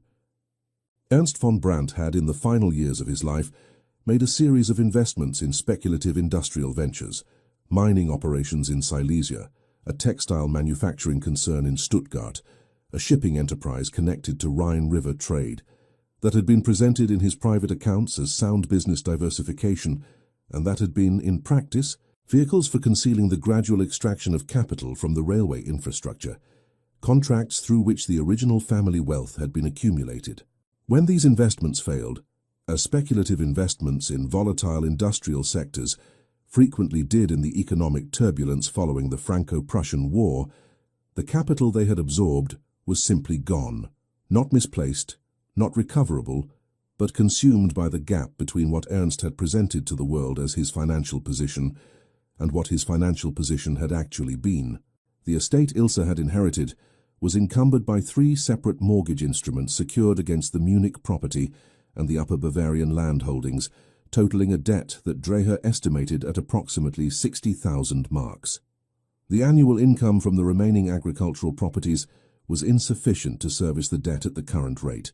The family lawyer, a man named Schreiber, whose office on Kaufingerstrasse Heinrich had been observing from a professional distance since his arrival, was the administrator of the estate and the person most directly aware of its actual condition.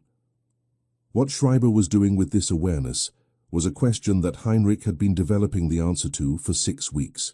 The answer, assembled from fragments of information gathered through the overlapping networks of Munich's legal and business communities, was this: Schreiber was managing the estate's deteriorating position in a way that served the creditor's interests rather than Ilse's, delaying actions that might have reduced the debt burden in exchange for arrangements with the lending institutions that produced fees and commissions invisible to his client. He was not technically doing anything illegal. He was doing something that the legal framework of the time permitted men in his position to do, administering an estate with a primary obligation to the creditors who had engaged his services while maintaining the fiction, for the benefit of the widow who nominally employed him, that he was acting in her interest. Ilse did not know this. She knew the estate had debts. She did not know their full extent, or the rate at which her available capital was being consumed, or the timeline at which the situation would reach the point where maintaining the Munich property would no longer be financially viable. Schreiber had been providing her with assessments that were technically accurate in their individual components and systematically misleading in their cumulative picture. Heinrich sat with this information for 3 days before deciding what to do with it. The decision he reached was not the decision that Friedrich von Kessler's plan had originally specified for this stage of his Munich engagement. The original plan had called for a longer approach, months of careful social positioning before any move that touched the von Brandt estate directly. What the financial picture now showed him was that the timeline had a constraint he had not known about when building the plan, and that the constraint was real and approaching. He adjusted. The adjustment began at a dinner at the home of Judge Bauer on the 18th of November, where Heinrich was seated adjacent to Ilse for the first time since their initial meeting at the Aldenburg dinner in October. The seating was not accidental. He had mentioned to Brinkmann, with the casual indirection of a man making a minor social observation, that he found the Gräfin von Brandt's perspective on Munich's professional landscape interesting, and that he would value the opportunity for a more extended conversation, than the brief exchanges at social events permitted. Brinkmann had conveyed this to Frau Bauer, who had arranged the seating because Brinkmann was good at his function, and Frau Bauer enjoyed the particular creative satisfaction of a hostess who produced useful social configurations. They were seated with 3 other guests between them, which meant that the conversation was necessarily partial, catching between the broader table discussions in the specific way that adjacent seating at German dinner parties permitted, a sequence of exchanges that were brief enough to be deniable as particular attention and substantive enough to be something considerably more. She was, he found, different in conversation when the social performance pressure was lower. At the Oldenburg dinner and the subsequent events, she had operated with the careful management of a woman who was representing a position, the widowed Gräfin maintaining the standard of a household that deserved its social standing, and while this performance was convincing and well executed, it was a performance. Here, with the dinner table's noise providing partial cover and the seating arrangement removing some of the weight of being publicly observed, she was more direct. She asked him about Constantinople, because she had heard, through the social information networks, that Munich operated with the efficiency of a well-maintained postal system, that he had worked in the Ottoman territories. She asked not with the polite curiosity of someone making conversation, but with the specific interest of someone who had read something about it and wanted to compare her reading to a first-hand account. The engineering challenges were extraordinary, he said. The soil conditions in Thrace are unlike anything in the Alpine regions. You are building on a material that behaves differently in every season, wet seasons, dry seasons, freeze cycles, and you have to design for all of them simultaneously. And the political conditions? She asked. Also challenging, he said, but in a way that was, in some respects, clarifying. When the institutional context is uncertain, you discover which elements of the work are genuinely load-bearing and which are merely conventional. She considered this. That is an interesting way to describe political instability. I am an engineer, he said. I tend to think in structural terms. Yes, she said, and looked at him with the specific attention that she brought to things she was actually thinking about rather than socially processing. I have noticed that about you. He looked back at her. What have you noticed? That you describe things in terms of what they support and what they do not, she said. Most people describe things in terms of what they appear to be. A brief silence. The table conversation moved around them. He said carefully, You pay close attention to how people use language. My husband did not, she said, and the observation was delivered with the neutrality of a statement of fact rather than a complaint, which told him more about the 3 years of her marriage than any complaint would have. He said nothing. She looked at her wine-glass for a moment, as though registering that she had said more than she intended. Then she looked back at him with the composed recovery of a woman who has learned to manage what crosses her face. Karl has spoken of you twice since the Baroness Hoffmann's reception, she said. He would like to show you his grandfather's engineering notebooks. If the offer of further conversation on the subject was genuinely intended, and not merely polite. It was genuinely intended, he said. Then perhaps you might call on us on a Tuesday, she said. Tuesday afternoons Karl is at home, and I am generally available to receive visitors. He accepted. The conversation moved to other subjects. When the dinner ended and the company dispersed into the cold November night, he walked back toward Briennerstrasse through the empty streets and thought about the particular word she had used, genuinely, and about the way she had deployed it, as both a question and a test, and about what it meant that she was applying that test to him. He called on a Tuesday in late November. The von Brandt house on Ludwigstrasse was a substantial neoclassical building of 4 stories, its facade maintained with the careful attention of a household that was investing in appearances in inverse proportion to its actual financial security. The iron gate was polished, the steps were clean. The butler who admitted him, an older man named Brown who had served the von Brandt household for 15 years, and whose assessment of visitors was immediate and absolute, admitted him with the correct degree of formal reserve, and showed him to a sitting room on the first floor that was furnished with the elegant restraint of a household that had once had more furniture and had edited it down to what remained. Karl arrived within minutes, carrying a wooden box that he set on the table with the careful reverence of someone transporting something genuinely important. "These are grandfather's notebooks," he said, opening the box. "There are 7. The 5th one has the most interesting calculations. He was working on a bridge design for a mountain crossing that was never built because the funding was cancelled, but the mathematics is complete." Heinrich sat down and opened the 5th notebook. Georg Wolf's handwriting looked back at him from the first page. The precise, compressed notation of his father's engineering calculations, familiar as a voice. The numbers, the load diagrams, the margin annotations in the cramped shorthand that Georg had used, and that Heinrich had learned from watching him work at the dining table on evenings when Heinrich was very young, before engineering had become Heinrich's own discipline rather than his father's. He was very still for a moment. "You recognize the notation?" Karl asked, watching him. "It is similar to methods I learned from my own teachers," Heinrich said, which was not a lie. Karl sat beside him, and they went through the notebook together, Heinrich explaining the calculations and their structural implications, Karl asking questions that revealed, with each one, a depth of preliminary understanding that should not have been possible in an 8-year-old without considerable independent study. He had clearly spent hours with the notebooks. He had clearly been thinking about what they contained for a long time. Ilse brought tea at 4:30, setting the tray on the side table herself rather than sending a servant, and remained in the room, not intrusively, not monitoring, but present, in the particular way of a woman who has decided that something is worth observing, and is doing so with the minimal footprint of someone experienced in gathering information, without appearing to gather it.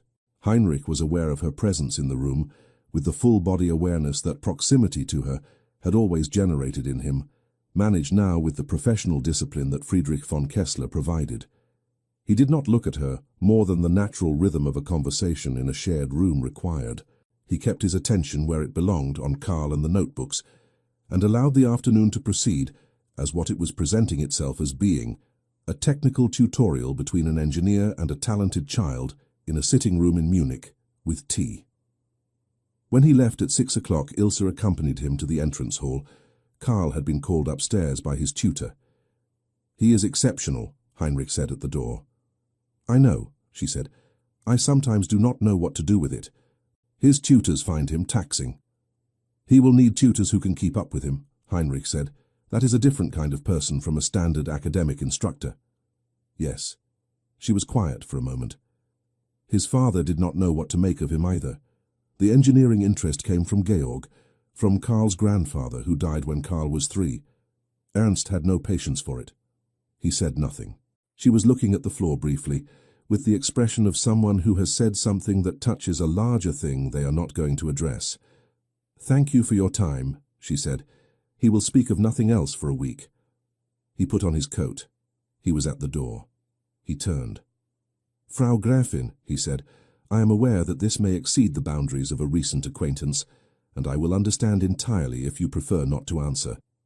But I have some familiarity with estate management and infrastructure investment, and from what I have observed of the Munich property market and the general financial environment following the consolidation of the empire, I would be glad to offer a professional perspective on your estate's position if you are finding the current administrative arrangements adequate."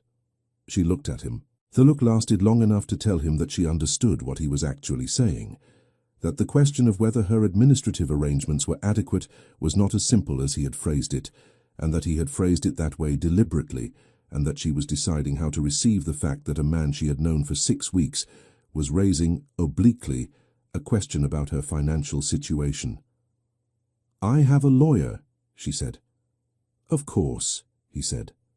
Another pause. "Tuesday after next," she said, "if you are available." "I am available," he said. He left. The night was very cold.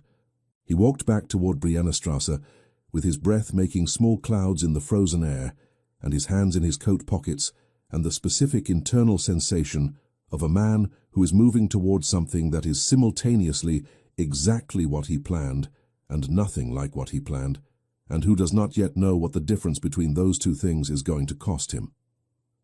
December arrived. The social calendar intensified. The city dressed itself for Christmas with the particular Bavarian enthusiasm for the Advent season. Markets on the Marienplatz, the smell of glühwein and pine resin in the cold air, churches lit for evening services, the domestic world of the city becoming temporarily warmer than its stone and mortar suggested was possible. Heinrich attended 3 dinner parties, 2 professional gatherings, and 1 concert at the residence. He called on Ilse on the Tuesday he had been invited to, and spent an hour reviewing, at her request, the documents that Schreiber had provided as his most recent estate assessment. He did this with the controlled restraint of a professional, providing an honest opinion, identifying the elements of the assessment that were accurate, the elements that were incomplete, and, very carefully, because the word he was not using was deliberately, the elements whose framing created an impression of the estate's condition that did not match what a comprehensive reading of the numbers would produce. She listened with the complete attention of a woman who is receiving information that confirms something she had been trying not to know, and who is deciding, in real time, what to do with confirmation. "The debt is larger than he has presented," she said. It was not a question. "The debt is structured in a way that makes the total picture less visible than a single consolidated figure would be," he said. "That is not necessarily improper practice. Estate debts of this complexity are often managed in tranches, but the cumulative position is more significant than the individual assessments suggest." She was quiet for a moment. The sitting room was very still. Outside, the December afternoon was already dark. "How significant," she said. He told her. He gave her the number that Dreher had provided and that his own review of the available documentation confirmed. He gave it to her directly, because she was a woman who had been given inexact information for years and who deserved at minimum the correct number from someone who had no interest in managing her perception of it. She absorbed it with the stillness of someone who has been hit and is choosing not to show it. "The property," she said after a moment, "is currently encumbered," he said. "Whether it remains viable depends on decisions that would need to be made in the next 6 to 12 months. She stood and walked to the window. She looked out at the December street for a long moment. He waited, because she was processing something that required the space of silence, and he had learned in 34 years that the most useful thing one could do for someone processing a large and unwelcome truth was simply to remain present without filling the silence with anything that would make it easier to avoid. "Why are you telling me this?" she said, without turning from the window. He had prepared an answer for this question. The answer was the correct Friedrich von Kessler answer, professional, measured, appropriately bounded by the proprieties of their acquaintance. He delivered it. "Because you asked for a professional perspective, and you deserve an honest one." She turned and looked at him from the window. "That is not the only reason," she said. It was not a challenge. It was an observation, the same quality of direct perception that she had always had, the ability to identify the load-bearing element of a situation and name it without ceremony. He had known from the beginning that this quality of hers was a risk that the plan had not adequately accounted for. "No," he said, "it is not the only reason." "What is the other reason?" He looked at her across the sitting room, across the distance of nearly 9 years and everything that had happened in them, and he said, "I am not ready to tell you that yet." A long silence. She held his gaze with the steadiness of a woman who has spent years managing things she could not fully see. "That is an unusual answer," she said. "It is an honest one," he said. She looked at him for another moment. Then she turned back to the window. "I will need to speak with a different lawyer," she said, "one who is not connected to the current estate arrangement." "I can recommend several," he said. "Viennese firms with Munich offices, primarily. They would have no existing relationships with the current creditors." "Yes," she said. "That would be preferable." He wrote down 3 names on a card and left it on the side table. When he left, the house was lit from within against the December dark, and through the sitting-room window he could see her still standing at the glass, looking out at the street with the contained, private expression of a woman recalibrating the dimensions of the situation she was standing in. January passed in the discipline of waiting. He continued his professional work. The Bauer und Weiss contract was signed. The ministry proposals were advancing. He attended the social events that his position required, and maintained the pattern of his Munich presence with the steady regularity that was itself a form of information, a signal to anyone tracking the movements of the new Austrian Freiherr that he was settled, purposeful, and intending to remain. He called on Ilse twice more in January, in context that the social framework of the time permitted, once with Brinkmann on a professional pretext relating to a legal question about the Schwabing project that required Brinkmann's involvement, and once alone on a Tuesday afternoon, where the conversation was careful and substantial and moved between the practical questions of the estate transition. She had engaged a Viennese firm, Kellner und Associates, and they were beginning their review. And the less practical territory that kept appearing at the edges of their conversations, the questions that neither of them was asking directly, but that were accumulating with the pressure of things that cannot be indefinitely deferred. She had stopped being unsettled by him in the way she had been in October and November. Something had shifted, not into comfort, not into the ease of established friendship, but into the particular state of two people who have recognized, without discussing it, that they are engaged in something that exceeds the category it is occupying. She was watchful. She was direct. She maintained the correct social distances with the precision of a woman who understands that the correct social distances are currently performing a function beyond mere propriety. He was aware, during these January visits, of the approaching convergence of the two timelines, that his Munich engagement was running on simultaneously. The personal, which was moving toward something he had not designed and could not fully control, and the strategic, which was approaching the point where the things he had built and assembled and prepared for 8 years needed to be deployed. He had spent the autumn and early winter establishing himself. He had spent the winter gathering and confirming what he needed. The spring would require him to act. He had always known that the deployment of the plan would be devastating. He had built it to be devastating. That had been the point. To use the social machinery of the Munich aristocratic world against the man who had used it against him, to create, in the most public possible context, a reckoning that could not be managed or contained the way that private grievances could always be managed and contained. The difficulty, the variable that the plan had not been designed to carry, was that Ernst von Brandt was dead. The reckoning Heinrich had built was for a living man, and the living man was gone. And what remained was his estate, his debts, his reputation, and the widow and child who occupied the space where his life had been. Heinrich had told himself in Vienna and in the early months in Munich that this did not change what needed to happen. The truth needed to be public.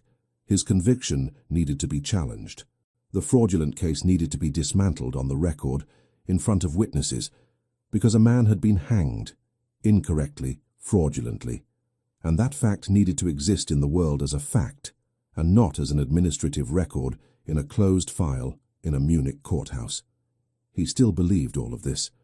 He believed it on the evening of the 14th of February 1875, when he attended a winter dinner at the Residenz hosted by a senior member of the Bavarian ministry. A formal occasion, 80 guests, the full weight of Munich's upper social world assembled in the gilded rooms where the Wittelsbach dynasty had been performing its idea of itself for 3 centuries. He had planned it for this evening. He had chosen it deliberately, the scale, the audience, the formal context. He had spent weeks preparing what he was going to say, and how he was going to say it, working through the words with the care of someone who understands that the first version of an explosive statement is the only version that will ever be given, and that its construction determines everything that follows from it. He had not planned for Ilse to be seated 4 places from him at the dinner table. He had known she would be present. It was the kind of event that the Gräfin von Brandt would attend, and he had factored her presence into his consideration of the timing. What he had not fully accounted for was the specific quality of her presence that evening, something different from the previous months, a quality of heightened attention, of increased alertness, that he recognized as the state she occupied when her perceptions were telling her something she had not yet identified consciously. She looked at him twice during the dinner, with the expression that he had been watching develop for 4 months, the signal without a source, the bodily knowledge that the mind was still trying to catch up with. He looked back at her each time with the controlled surface of Friedrich von Kessler, and the full weight of everything that was about to happen. After dinner, in the drawing rooms, he requested the attention of the assembled company. It was not difficult. He had a professional presence, a social standing, and the particular manner of a man who has something important to say, and important men in formal rooms requested attention and received it as a matter of social architecture. He stood in the center of the room. 80 people turned toward him with the expectant attention of a crowd that assumes a toast, an announcement, a professional statement. He began to speak. He gave his name first. Friedrich von Kessler, Freiherr Engineer Austrian National. He described the Hartmann firm. He described his work in Constantinople. He described in the measured cadence of a man presenting structural evidence his connection to Bavaria, his earlier career in the 1860s working on railway infrastructure in the Munich region. He described a specific project, the structural reinforcement works on the Rosenheim-Kufstein southern viaducts, specifically the Mangfall crossing, and the structural recommendations that had been submitted in September 1864 and subsequently removed from the von Brandt company files. The room was completely silent. He said the name he had not used in 8 years. He said it clearly in the gilded drawing room of the residence, in front of 80 members of Munich's aristocratic and professional world, with the calm precision of someone reading from a document that he has checked and rechecked and knows to be accurate. He said, "My name was Heinrich Wulff. I was executed in Augsburg on the 17th of June, 1866, for a crime that was fabricated by Ernst von Brandt to conceal his own financial fraud.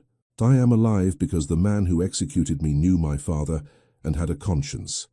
I have returned to Munich because the truth requires a witness, and I am the only one available." Then he stopped. The room remained silent for 4 full seconds, the specific silence of a space in which 80 people are processing something that has no established social protocol. He looked at Ilse. She was standing very still. Her face had gone the color of the marble wall behind her. She was looking at him with an expression that he had never seen on her before. Not recognition, not yet, because recognition of a thing this large did not arrive all at once, but in pieces, each one requiring the previous one to be absorbed before the next could be received. What was on her face in that moment was the beginning of the sequence, the first piece arriving, crashing into everything she had built on top of it for 9 years. The room erupted. He did not hear what erupted around him, because he was watching her face, and her face was the only thing in the room that mattered. And what he saw there in the 4 seconds before the noise engulfed everything was something that broke, quietly and completely, the plan he had built for 8 years. It was not anger. It was not humiliation, though the humiliation was clearly present and clearly real. It was something underneath both of those things, a recognition that was arriving in her like structural failure arrives in a building. From the foundation upward, the supports giving way in sequence, each one's collapse precipitating the next. She left the room. She left correctly, not running, not visibly distressed, but with the controlled, rapid movement of a woman who has identified the nearest exit and is using it before the alternative becomes unavoidable. The crowd parted for her. A woman beside her reached for her arm and she moved past the hand without acknowledging it. Heinrich stood in the center of the room with 80 people talking around and at him and watched the door close behind her and felt, with absolute clarity, the precise weight of what he had done. He did not sleep that night. He sat at the desk on Brienner Strasse and looked at the papers. The 8 years of accumulated evidence, the legal research, the financial records, the timeline, and he thought about her face in the moment before she left the room, and he thought about Karl, and he thought about the 4 workers who had died in the Mangfall viaduct, whose names he had carried for 9 years, and he tried to hold all of these things simultaneously and find the position from which they could all be seen as part of the same true picture. He could not find it that night. At 3 in the morning, he heard snow beginning against the windows, the soft, specific sound of the first heavy snow of the year arriving in Munich, covering the streets and the rooftops and the iron gate of the von Brandt house on Ludwigstrasse, covering everything equally, the way that silence covers a room after something important has been said. He went to the window and looked out at the falling snow and thought, "She is awake right now." He knew this with the certainty of someone who understood how she processed things, not quickly, not with the protective rush of emotion that some people use to avoid the full weight of a revelation, but slowly and completely, turning it over until every surface had been examined. She was awake, she was alone, and she was looking at the truth, the full, unbearable, structural truth of what 9 years of her life had been built upon. He could not do anything about this tonight. He had done the thing that made this tonight necessary, and it was done, and it could not be undone. And the only question was what came after it. In the von Brandt house on Ludwigstrasse, at some point in that long night, Ilse went downstairs to Ernst's study. She had been in that room 100 times since his death. She had managed its contents methodically, the business papers, the correspondence, the financial documents that Schreiber had taken most of, but not all of, the books, the personal effects. She had thought she knew what the room contained. She had been in and out of every drawer, every cabinet, every shelf. She had never opened the safe. It stood behind the portrait of Ernst's father on the eastern wall, an iron box of moderate size, built into the wall itself, that Ernst had kept locked with a combination that he had never shared with her, and that she had, in 3 years of widowhood, not tried to access because it had not occurred to her that she needed to, or because some part of her had always known that what a careful man chose to lock away was something he intended to remain locked. Tonight, it occurred to her. She sat in front of it for a long time before she touched the dial. The house was silent. Carl was asleep 2 floors above her. The snow was falling outside. The clock on the mantelpiece marked the passage of the night in quarter hours with the impartial patience of an object that has no stake in what the time means to the people around it. She tried the combination that Ernst had used for everything he considered important. The date of his family's original ennoblement, 1631, arranged in a sequence that she had observed him use on his correspondence case. Without his knowing, she had observed it. It did not work. She tried variations. She tried other dates, his birth year, the year of the railway contract, the year of their marriage. The year of their marriage did not work. She sat with this for a moment.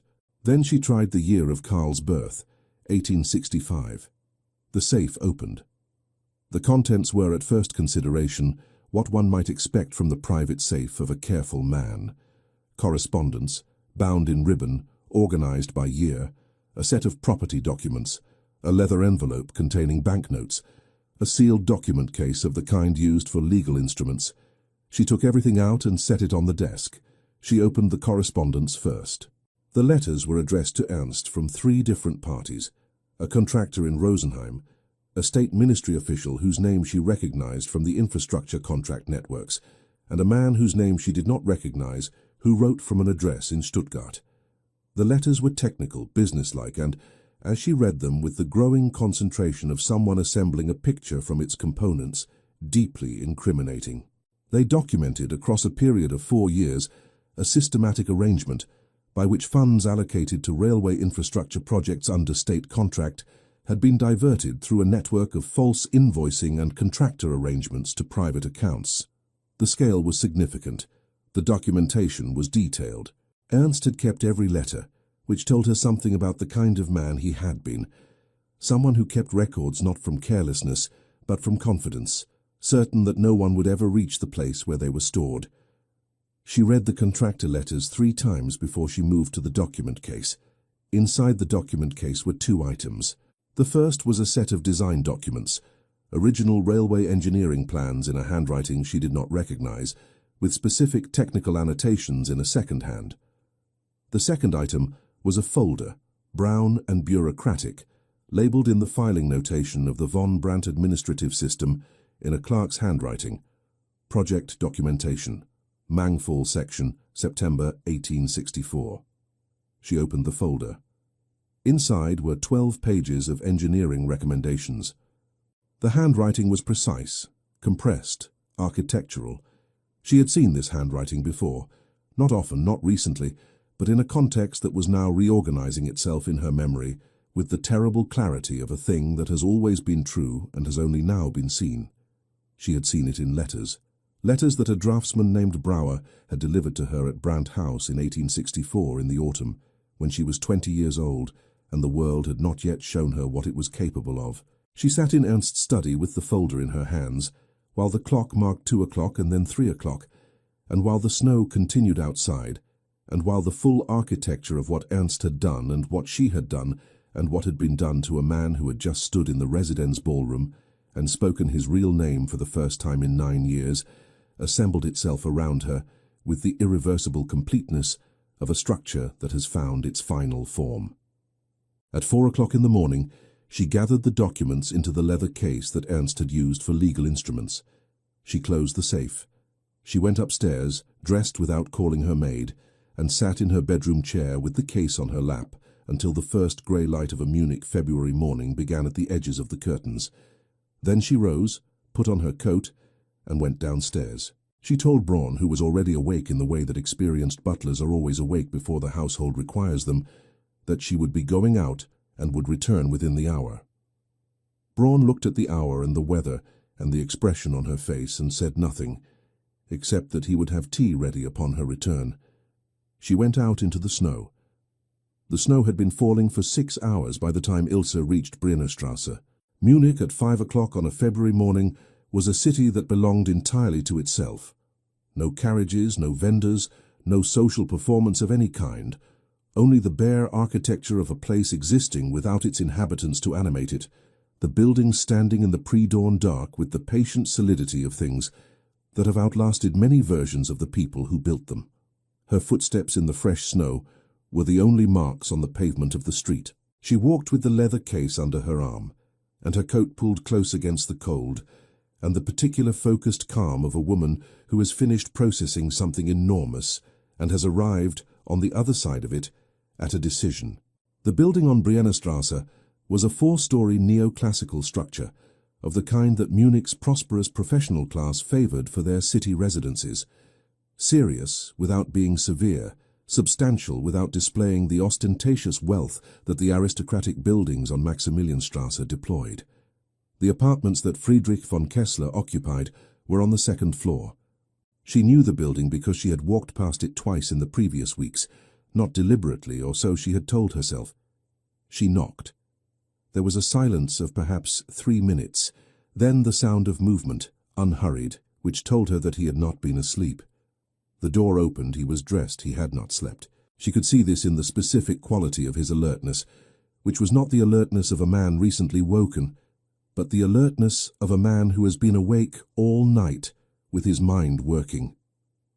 He looked at her in the doorway, at the snow on her coat, the case under her arm, the expression on her face.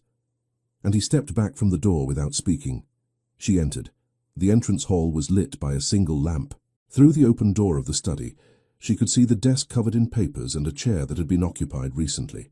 He had been sitting at that desk, in the dark and the lamplight, doing whatever a man does with himself on the night after he has destroyed something he spent 8 years building.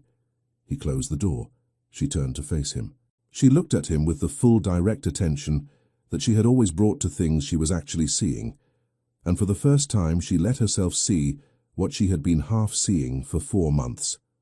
The thing that had been producing the signal without a source, the bodily knowledge that the mind had kept refusing to name. The particular quality of his stillness, the way he used precision as a form of control. The grey-brown of his eyes, which were Karl's eyes, which she had been looking at for 9 years without knowing what she was looking at. She said, "I opened the safe." He said nothing. She lifted the leather case and set it on the hall table between them. "Everything is here. The contractor correspondence, the ministry officials' letters, the false invoicing documentation." She paused. "And the folder from September 1864. Your recommendations for the Mangfall Viaduct Foundation. The folder that was removed from the administrative files before the trial." He looked at the case. Then he looked at her. "He kept it," she said, "in the safe, with everything else, because he was a man who kept records." She said this with the flat precision of someone reporting a structural finding. No emotion in the delivery, which told him that the emotion was present underneath it at a level that required the flat precision as its only available container. "He kept the proof that he had fabricated the case against you, in the same place he kept the proof that he had committed the fraud you were convicted of concealing." Yes, Heinrich said. Because he was certain no one would ever reach it, she said. Yes. She looked at him for a moment. You knew about the safe. I knew there was documentation somewhere, he said. I did not know it was in the house. I had been working on the assumption that the financial records would need to be accessed through the ministry, but you knew when you came to Munich that the documentation existed. I knew that a man who operated the way Ernst operated would have kept records. Men like Ernst always keep records. It is both their greatest organizational competence and their greatest structural vulnerability. She absorbed this. She was looking at him with the expression of someone assembling a picture whose components have been, until this moment, held in separate rooms. How long have you been planning this? She said. 8 years, he said. Since the barn outside Augsburg where I woke up. A silence. The lamp on the hall table cast a narrow light between them. Outside, the snow continued, a sound like the softest possible version of everything, all the city's noise reduced to a whisper. Why did you come back? She said. And then, before he could answer, the true answer, not the structural one.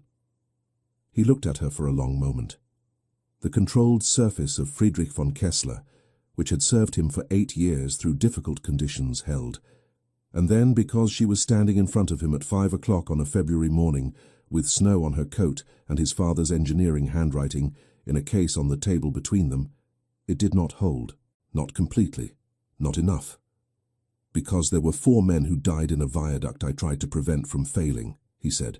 Because my name is in a courthouse record as a murderer and a criminal, and that record is a lie, and lies of that magnitude require correction. He paused.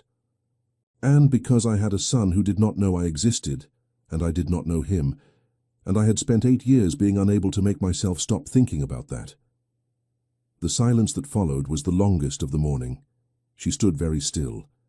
He stood very still. The lamp burned between them. Karl, she said, not a question. Yes. She closed her eyes for 3 seconds. When she opened them, what was in her face was not the devastation he had been bracing for. Not anger, not collapse, but something more complex and more difficult, the expression of a woman arriving at the full truth of something she has been, without knowing it, building toward for 9 years. I believed the documents, she said, the ones Ernst showed me before the trial. I believed them because he showed them to me as evidence, not as fabrication, and I had no reason. I thought I had no reason. She stopped. The controlled precision faltered for a moment, and he saw beneath it the specific weight of what she had been carrying. I stood in that courtroom and I told the truth as I understood it. I believed I was telling the truth. I know, he said. You know, she said, and there was something in her voice that was not quite disbelief and not quite relief, the particular quality of a person receiving the confirmation of something they have needed to be true and have been afraid to trust. I knew it in the courtroom, he said. I watched your face. You were not lying. You were telling a truth that had been constructed for you, and that is a different thing, and I knew the difference. Then why? She stopped. Why did I come back the way I did? He said. Why stand in a ballroom and announce it in front of 80 people rather than come to you first? Yes. He was quiet for a moment. The honest answer was not the Friedrich von Kessler answer, and he was finished, he had decided sometime in the previous 7 hours, with the Friedrich von Kessler answers. Because I had built the plan for a living man, he said, for Ernst, to use the public exposure as the mechanism of accountability, the way he had used the public legal process as the mechanism of my destruction. And when I arrived in Munich, and Ernst was dead, I continued with the plan, because the plan was what I had, and because... He stopped, started again. Because the alternative was to come to you first, and I did not know what that would mean, and I had spent 8 years being able to manage this by keeping it in the frame of a plan, and coming to you first would have taken it out of that frame entirely. She looked at him, and now it is out of the frame entirely. Yes, he said. And you are standing in your entrance hall at 5 o'clock in the morning, talking to a woman you were in love with nearly 9 years ago, who testified against you in a criminal trial, and whose son is your child. Yes, he said. That is a precise description of the situation. Something crossed her face. Not quite a smile, not in this moment, but the precursor of one, the muscular acknowledgement of something that was, in spite of everything surrounding it, recognizable as having a quality adjacent to the absurd. "Sit down," she said. "Both of us need to sit down." They sat in the study, on opposite sides of the desk that was covered in 8 years of assembled evidence, and they talked for 3 hours. It was not a romantic conversation. It was not a reconciliation or a confrontation or a performance of any of the emotional categories that the situation might have suggested. It was the conversation of two people who are jointly examining a structure that has collapsed and need to understand, with precision and without flinching, exactly how it was built and exactly what brought it down, because the understanding is necessary before anything new can be built on the same ground. She told him about the documents Ernst had shown her before the trial. She described them in detail, the altered engineering notes, the letter to the Rosenheim contractor, and as she described them, he confirmed which elements were fabricated and reconstructed, from his knowledge of the original documents, how the fabrication had been executed. She told him about the conversation with Ernst in the upstairs sitting room, the portfolio on the table, the birth registration, the particular way Ernst had said, "I am not asking you to lie. I am asking you to remember correctly." She told him this with the contained precision of a woman reporting evidence, and he listened with the complete attention of a man receiving testimony that he has waited 9 years to hear. He told her about the cart and the barn. He told her about Trieste and Constantinople. He told her about the Hartmann firm and the Briefadel petition and the 14 September 1873, which she recognized immediately as the anniversary of the recommendation folder's date, and whose significance she absorbed without comment, though her expression told him she had understood it completely. He told her about arriving in Munich and sitting in a hired carriage looking at the city through the window and feeling the old mark at his throat. He did not tell her yet about the afternoon at the Baroness Hoffmann's salon, about sitting on the bench beside the bookcase with Karl and the volume on Alpine railway engineering, because some things needed to be approached from the outside in rather than the inside out. And that afternoon was too close to the center of what he felt to be examined in this conversation without breaking what the conversation needed to be. She understood this without being told. She did not ask about Karl directly. They were both aware throughout the 3 hours of Karl sleeping 2 floors above the von Brandt house on Ludwigstrasse, and the awareness of him was present in the room the way that the most important structural element of a building is present, invisible in normal conditions, fundamental to everything. At 8 o'clock, the first light of the February morning began at the study window. She looked at the leather case on the desk. He looked at it too. "The question," she said, "is what to do with what is in it." "Yes," he said. "There are several possibilities," she said, with the organized clarity of a woman who has been thinking through options since 4 o'clock in the morning. "The documentation could be presented to the State Prosecution Authority as grounds for a formal review of your conviction. It could be presented to a civil court as the basis for a claim against the von Brandt estate, against what remains of it, for the damages arising from Ernst's fraud. It could be made public through channels that would generate the same kind of exposure as last night, but with the evidentiary basis that last night did not have." She paused. "Each of these has different consequences for different people." "Yes," he said. "I am aware." She looked at him. "The estate is already significantly encumbered. A civil claim against it would almost certainly render it insolvent. The Munich property would be lost. Karl would lose his home and his legal identity as a von Brandt heir." "I know. And you are the person who would be bringing that claim." "I know that too." A silence. She held his gaze with the steadiness that he had always found, in her both admirable and slightly unnerving, the quality of a person who insists on seeing things as they actually are. "What do you want?" she said. "Not from the plan, from the actual situation as it exists this morning."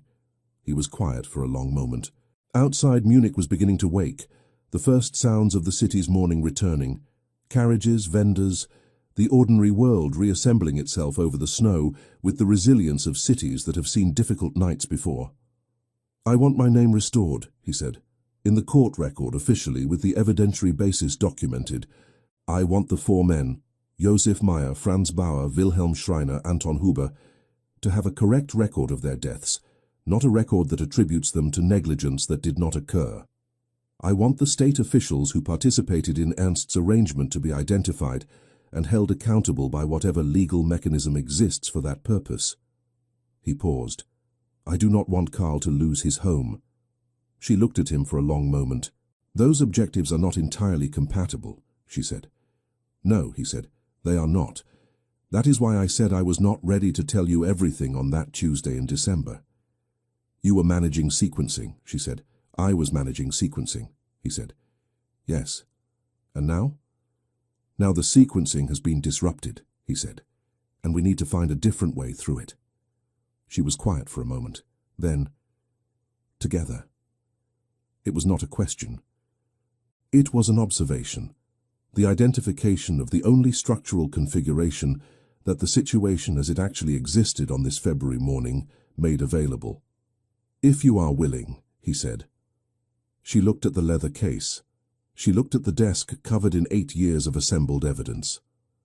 She looked at him across all of it, across the courtroom and the cart and the barn outside Augsburg, and Trieste and Constantinople, and 9 years of a life being lived on both sides of a catastrophe that had been manufactured by a man who was now 3 years in the ground and could not be made to account for any of it in the way that the plan had originally required.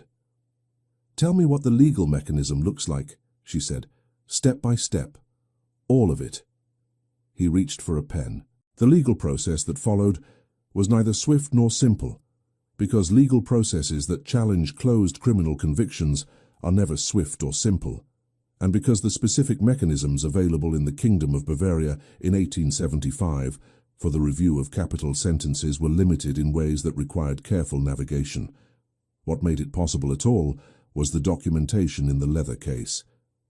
Kellner and Associates, the Viennese firm that Ilse had engaged in December on Heinrich's recommendation, were experienced in cross-jurisdictional legal work and had, crucially, no existing relationships with the Munich legal and political establishment that would have made their involvement compromised from the outset. The senior partner, a methodical man named Kellner himself, reviewed the contents of the case over 4 days in February and provided an assessment that was, for a legal document, unusually direct.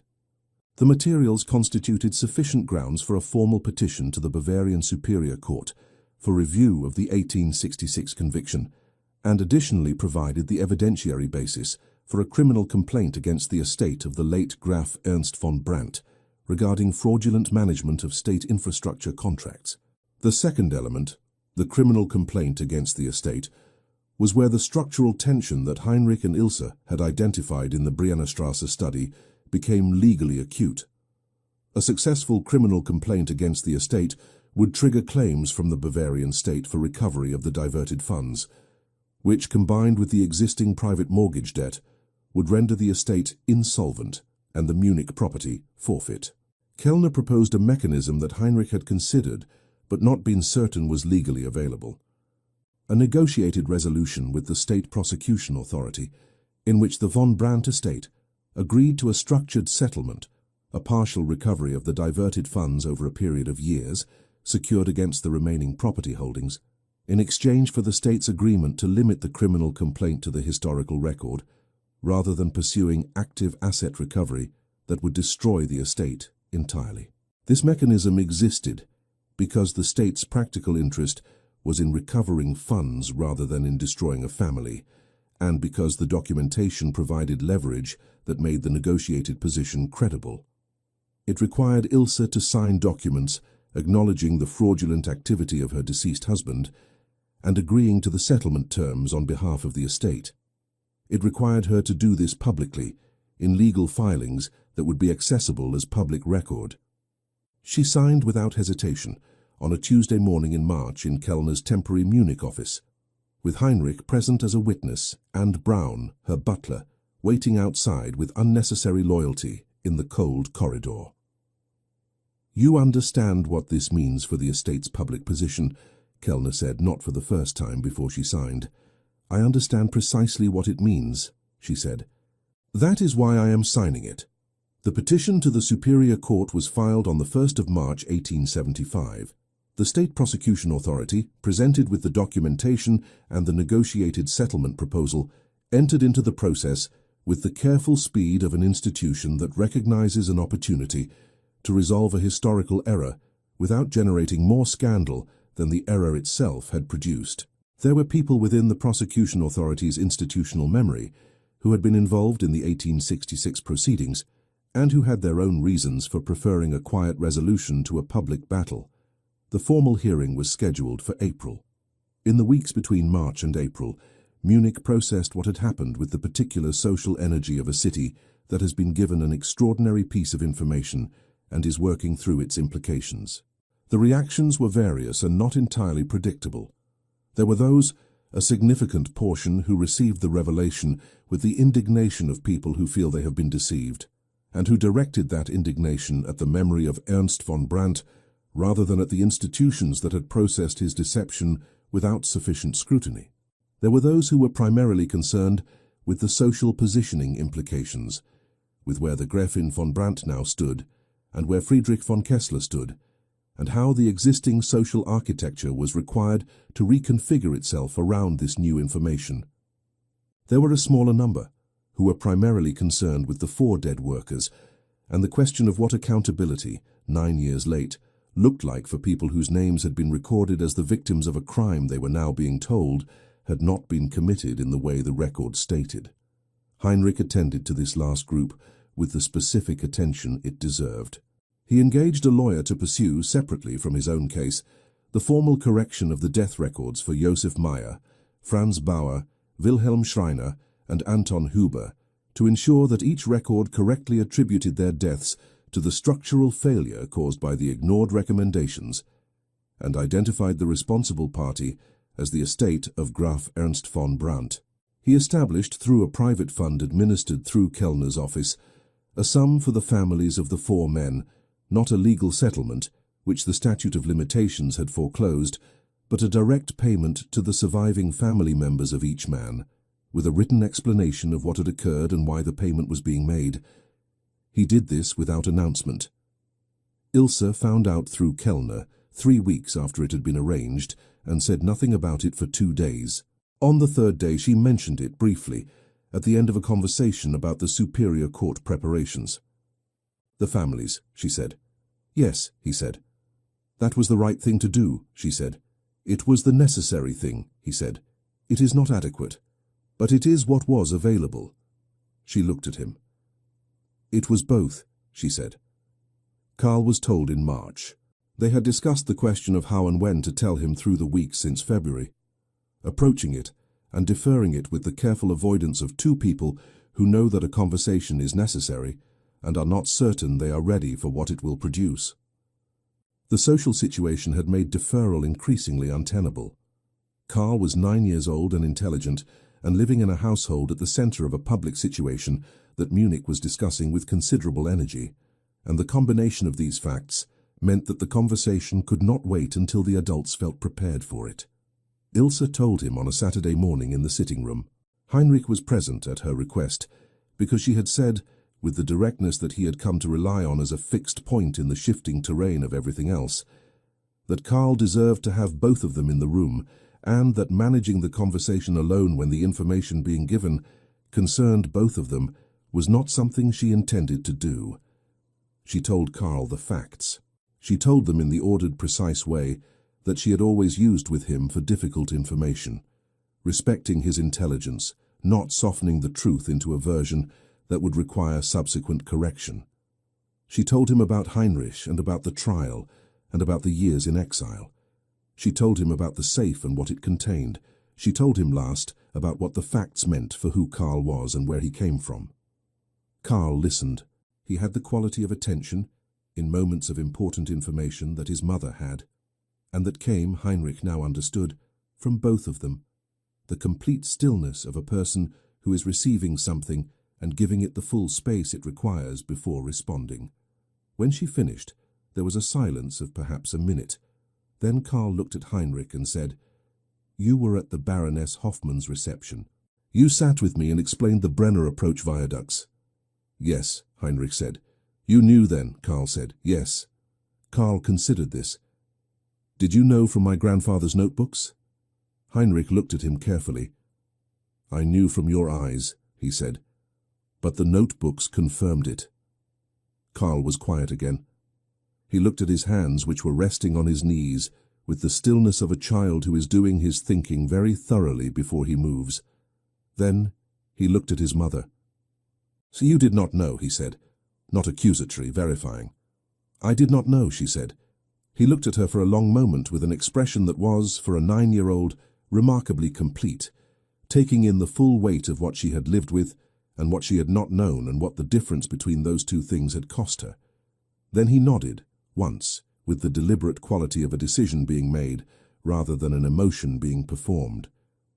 He looked at Heinrich. My grandfather's notebooks have a section on the Mangfall Valley geology that I have not been able to fully understand, he said. The soil composition analysis in the third notebook uses a method that is not explained in the text. Heinrich was silent for a moment, then, I can explain it. Good, said Karl. He looked at his hands again, briefly, then back at Heinrich, with the direct assessment of a child who has decided something and is implementing the decision. I have been told that Georg Wolf was a careful engineer. He was the most careful engineer I have ever known, Heinrich said. Karl nodded again. Then the method will be worth understanding. The Superior Court hearing took place on the 14th of April, 1875. The documentation was presented in full. Kellner argued the case with the measured precision of a lawyer, who knows that the evidence is sufficient, and that his primary obligation is to ensure that the court has the opportunity to reach the correct conclusion without obstruction. The state prosecution authority's representative confirmed that the prosecution did not oppose the petition for review. The graphological evidence from the original trial was challenged by a second assessment, commissioned by Kellner, which identified specific inconsistencies in the original analysis that had been, in 1866, either overlooked or suppressed. The presiding judge, a careful man of 50 named Steinhardt, who had been on the Superior Court bench for 12 years, and who had, Heinrich later learned, been a junior clerk in the Augsburg court during the original proceedings, and who had spent the intervening 9 years with an occasional uncomfortable memory of a verdict that had moved through the system faster than verdicts of that weight usually moved, read the findings for 40 minutes in the high-ceilinged chamber.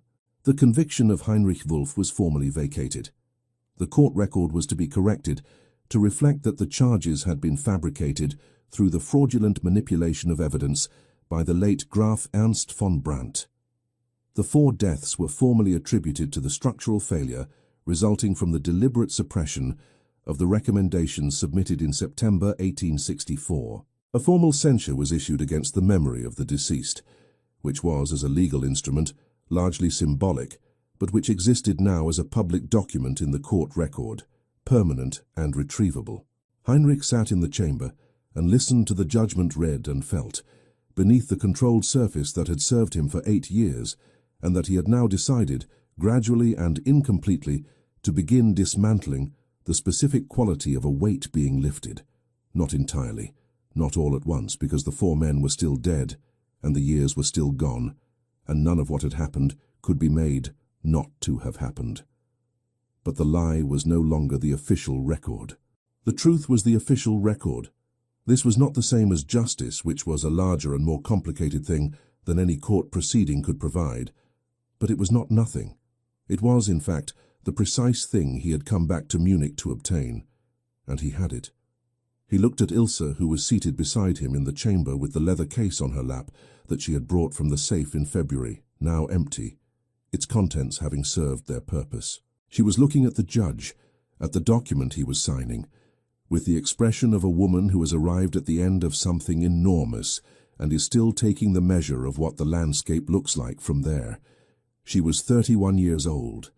She had been a widow for 4 years, a wife for 6 years before that, and a woman managing an impossible situation for longer than either of those categories encompassed. She was in the process of restructuring an estate debt that would occupy the next decade of her financial life. Her son knew now who he was, and was managing this information with a thoroughness and a practicality that was entirely characteristic and entirely his own. The Munich social world was in the process of deciding what to make of her, and would spend several months making various things before settling into the position that social worlds eventually adopt toward women who have survived difficult revelations with their integrity intact, a combination of residual discomfort and reluctant respect that was not ideal, but was workable. She had told Heinrich the previous week that she did not know yet what the future looked like, and that she thought it was important that they both understood this before they allowed the situation to suggest that they did. He had said that he agreed, which was true, and also that he was not going anywhere, which was also true, and that he understood the difference between those two statements and their respective functions. She had looked at him for a long moment and said that she found his precision, which she had once found unsettling, increasingly useful. He had said that he found her directness, which he had always found admirable and slightly unnerving, unchanged. She had said, "Good. I have no intention of changing it." The Munich spring arrived in April with the particular quality of northern springs, abrupt, determined. The cold retreating with the efficiency of something that has been holding a position and has received the order to withdraw. The Englischer Garten filled again. The Isar ran high with snowmelt. The city opened its windows to the new season with the collective exhale of a population that had spent 4 months compressed against the cold and was now, incrementally, allowing itself to expand again. On a Saturday afternoon in late April, Heinrich walked with Karl in the Englischer Garten.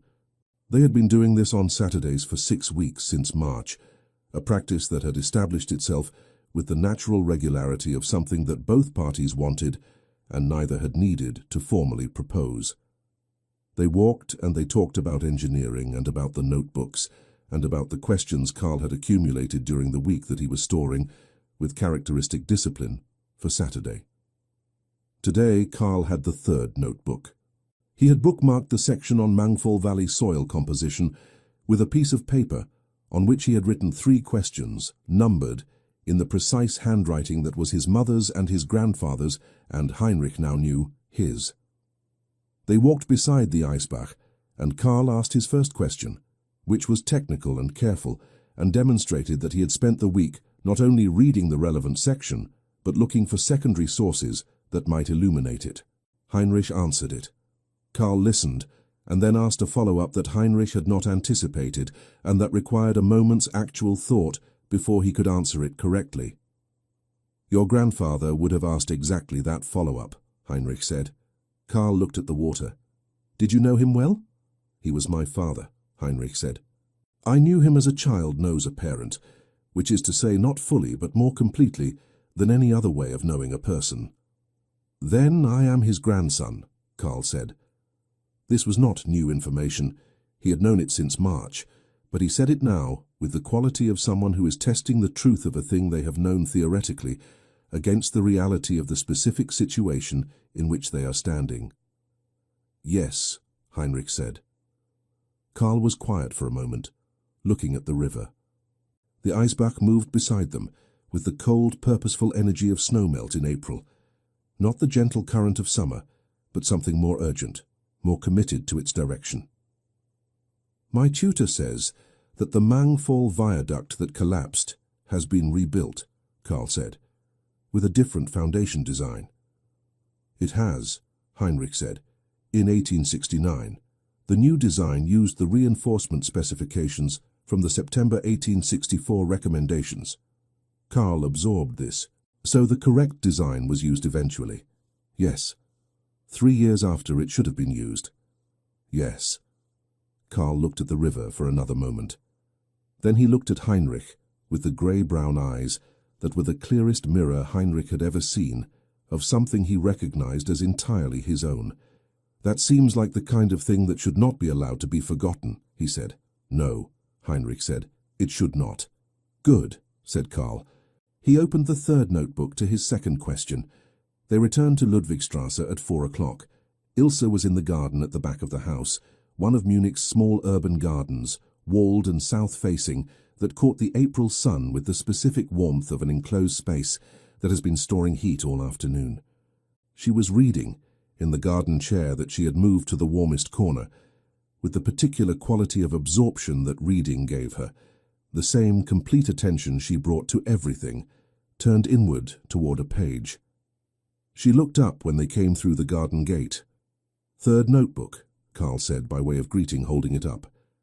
"The soil composition method is a variation on a Prussian drainage engineering technique from 1851. I need to find the original Prussian document." "Good afternoon to you as well," she said. "Good afternoon," Carl said, correcting himself with the brief formality of a child who has been reminded and is implementing the reminder without resentment. "I need to find the original Prussian document. Ask Braun. He knows which booksellers in the city carry engineering texts." Carl went inside. The garden was quiet. The April light moved through the new leaves of the apple tree in the corner, the small bright leaves of early spring, not yet the full canopy of summer, each one distinct and precisely placed. Heinrich remained at the garden gate. She looked at him across the garden with the direct attention that had always made him feel in her presence, as though the usual social distance between people had been reduced by some precise and mutual agreement to something considerably shorter. "Tie it down," she said. "There is tea." He sat in the chair across from her. There was tea on the small table between the chairs, in the way that there was always tea in this garden on Saturday afternoons now, an accumulation of repeated Saturdays having produced, without discussion, a practice. She poured. He took the cup. The garden was warm and quiet, and smelled of the new earth and the apple tree's early blossoms, and the specific quality of a Munich April afternoon that was different from any afternoon he had experienced in the 9 years he had spent in other places, and that was different now in another way as well, the way of something that has been lost and returned and cannot be recovered in its original form, but can be, with sufficient care and honesty and time, made into something real in the form it has now. He thought about the bridge over the Eisbach, the afternoon in August 1864 when he had watched her walk away toward Brandt House, and had stood with his hands on the stone railing and done the mathematics of an equation that had no solution he could reach. He had been 25 years old. He had thought on that bridge that the story was ending. It had not ended. It had gone underground, the way rivers sometimes do, disappearing beneath the surface, continuing in the dark through channels that were not visible, emerging somewhere unexpected, and finding in the new terrain a different course than the original landscape had prepared for it. She was looking at the apple tree with the private expression she had when she was thinking about something she would say when she was ready to say it. He waited, because he had learned that her timing was reliable and that interrupting it produced less rather than more. "Kellner sent the final settlement documentation this morning," she said. "The state has agreed to the structured arrangement. The Munich property is secured." "Good," he said. "It will be a lean decade," she said. "Financially." "Yes." "Carl will not notice," she said, "because he does not care about the things that money provides beyond engineering texts and decent notebooks." "He is his grandfather's grandson," Heinrich said. She looked at the apple tree for another moment.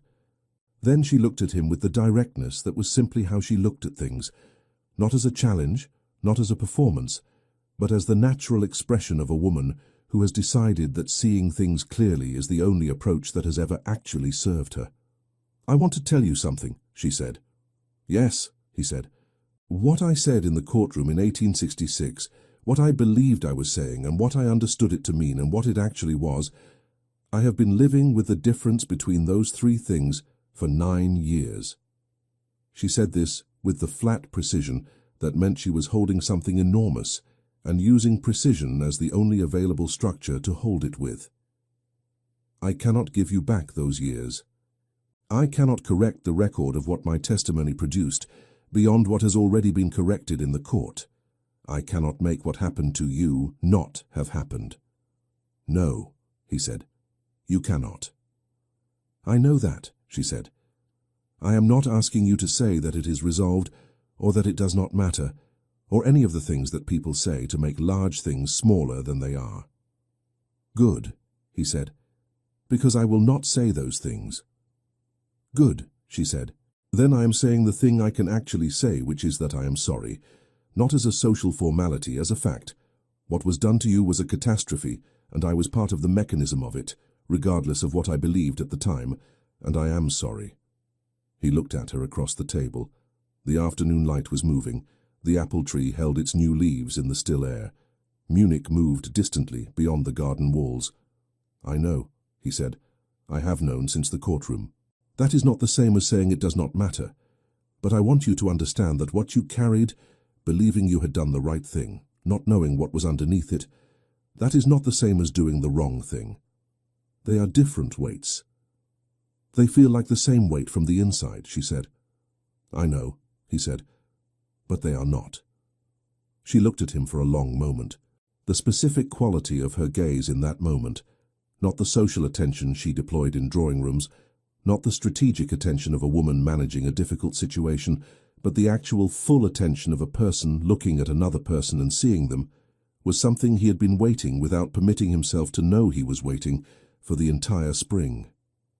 "You said, in February, that you were not going anywhere," she said. "I am not going anywhere," he said. "Munich is your city too," she said. "Whatever it has been, it is also where your father built bridges, and where your son is learning to read geological surveys, and where—" She stopped. The garden was very quiet. "Where I would like you to remain." He looked at her. He said nothing for a long moment, because the thing that was available to say was large, and he wanted to say it correctly. "Then I will remain," he said. The apple tree moved in the slight April wind. The tea grew cold between them. The afternoon held them in the particular quality of a spring evening that has arrived at a point of stillness before the next movement begins. Not an ending, not a beginning, but the specific moment between them that belongs to neither category, and that is in its own way the most essential thing. Heinrich Wulff, who had also been Friedrich von Kessler, who was now by the ruling of the Superior Court of Bavaria dated the 14th of April 1875, formally and officially himself again, sat in a garden in Munich in the spring and drank cold tea and looked at a woman who had seen him finally in the correct light, and thought about his father's notebooks and his son's questions and the Mangfall viaduct rebuilt with the correct foundations, 3 years late but standing, and about the specific quality of a structure that has been built over difficult ground with sufficient patience and honest material. How it holds not because the ground beneath it is easy, but because the engineering accounts for what the ground actually is. He thought, this will be hard. He thought, we will manage it carefully. He thought, there are years ahead that I have not yet seen, and Carl will grow into them, and the notebooks will be read, and the questions will be asked, and the structures we build going forward will be built by people who know what they are building on. He thought that is enough. He thought that is, in fact, everything. Outside the garden walls, Munich moved into its spring evening. The city that had tried to erase a man finding him, 9 years later, stubbornly, precisely, irrevocably present. The Isar ran cold from the mountains. The Englischer Garten filled with the ordinary life of people who did not know, and did not need to know what had been resolved, that afternoon, in a walled garden on Ludwigstrasse. The apple tree held its blossoms. The notebooks waited. The questions, as always, were not finished. They never are for people who know how to ask them. Did you believe, watching Heinrich and Ilse find each other across 9 years of silence and damage, that love built on truth, however late it arrives, is stronger than love that never had to survive anything? Tell us in the comments. If this story moved you, subscribe to the channel. Every week we bring you tales of passion, betrayal and redemption from the great houses of Victorian Europe. Leave a like if Heinrich's return gave you the ending you were hoping for, or the one you did not know you needed. Until the next story, thank you for staying until the last page. We will see you there.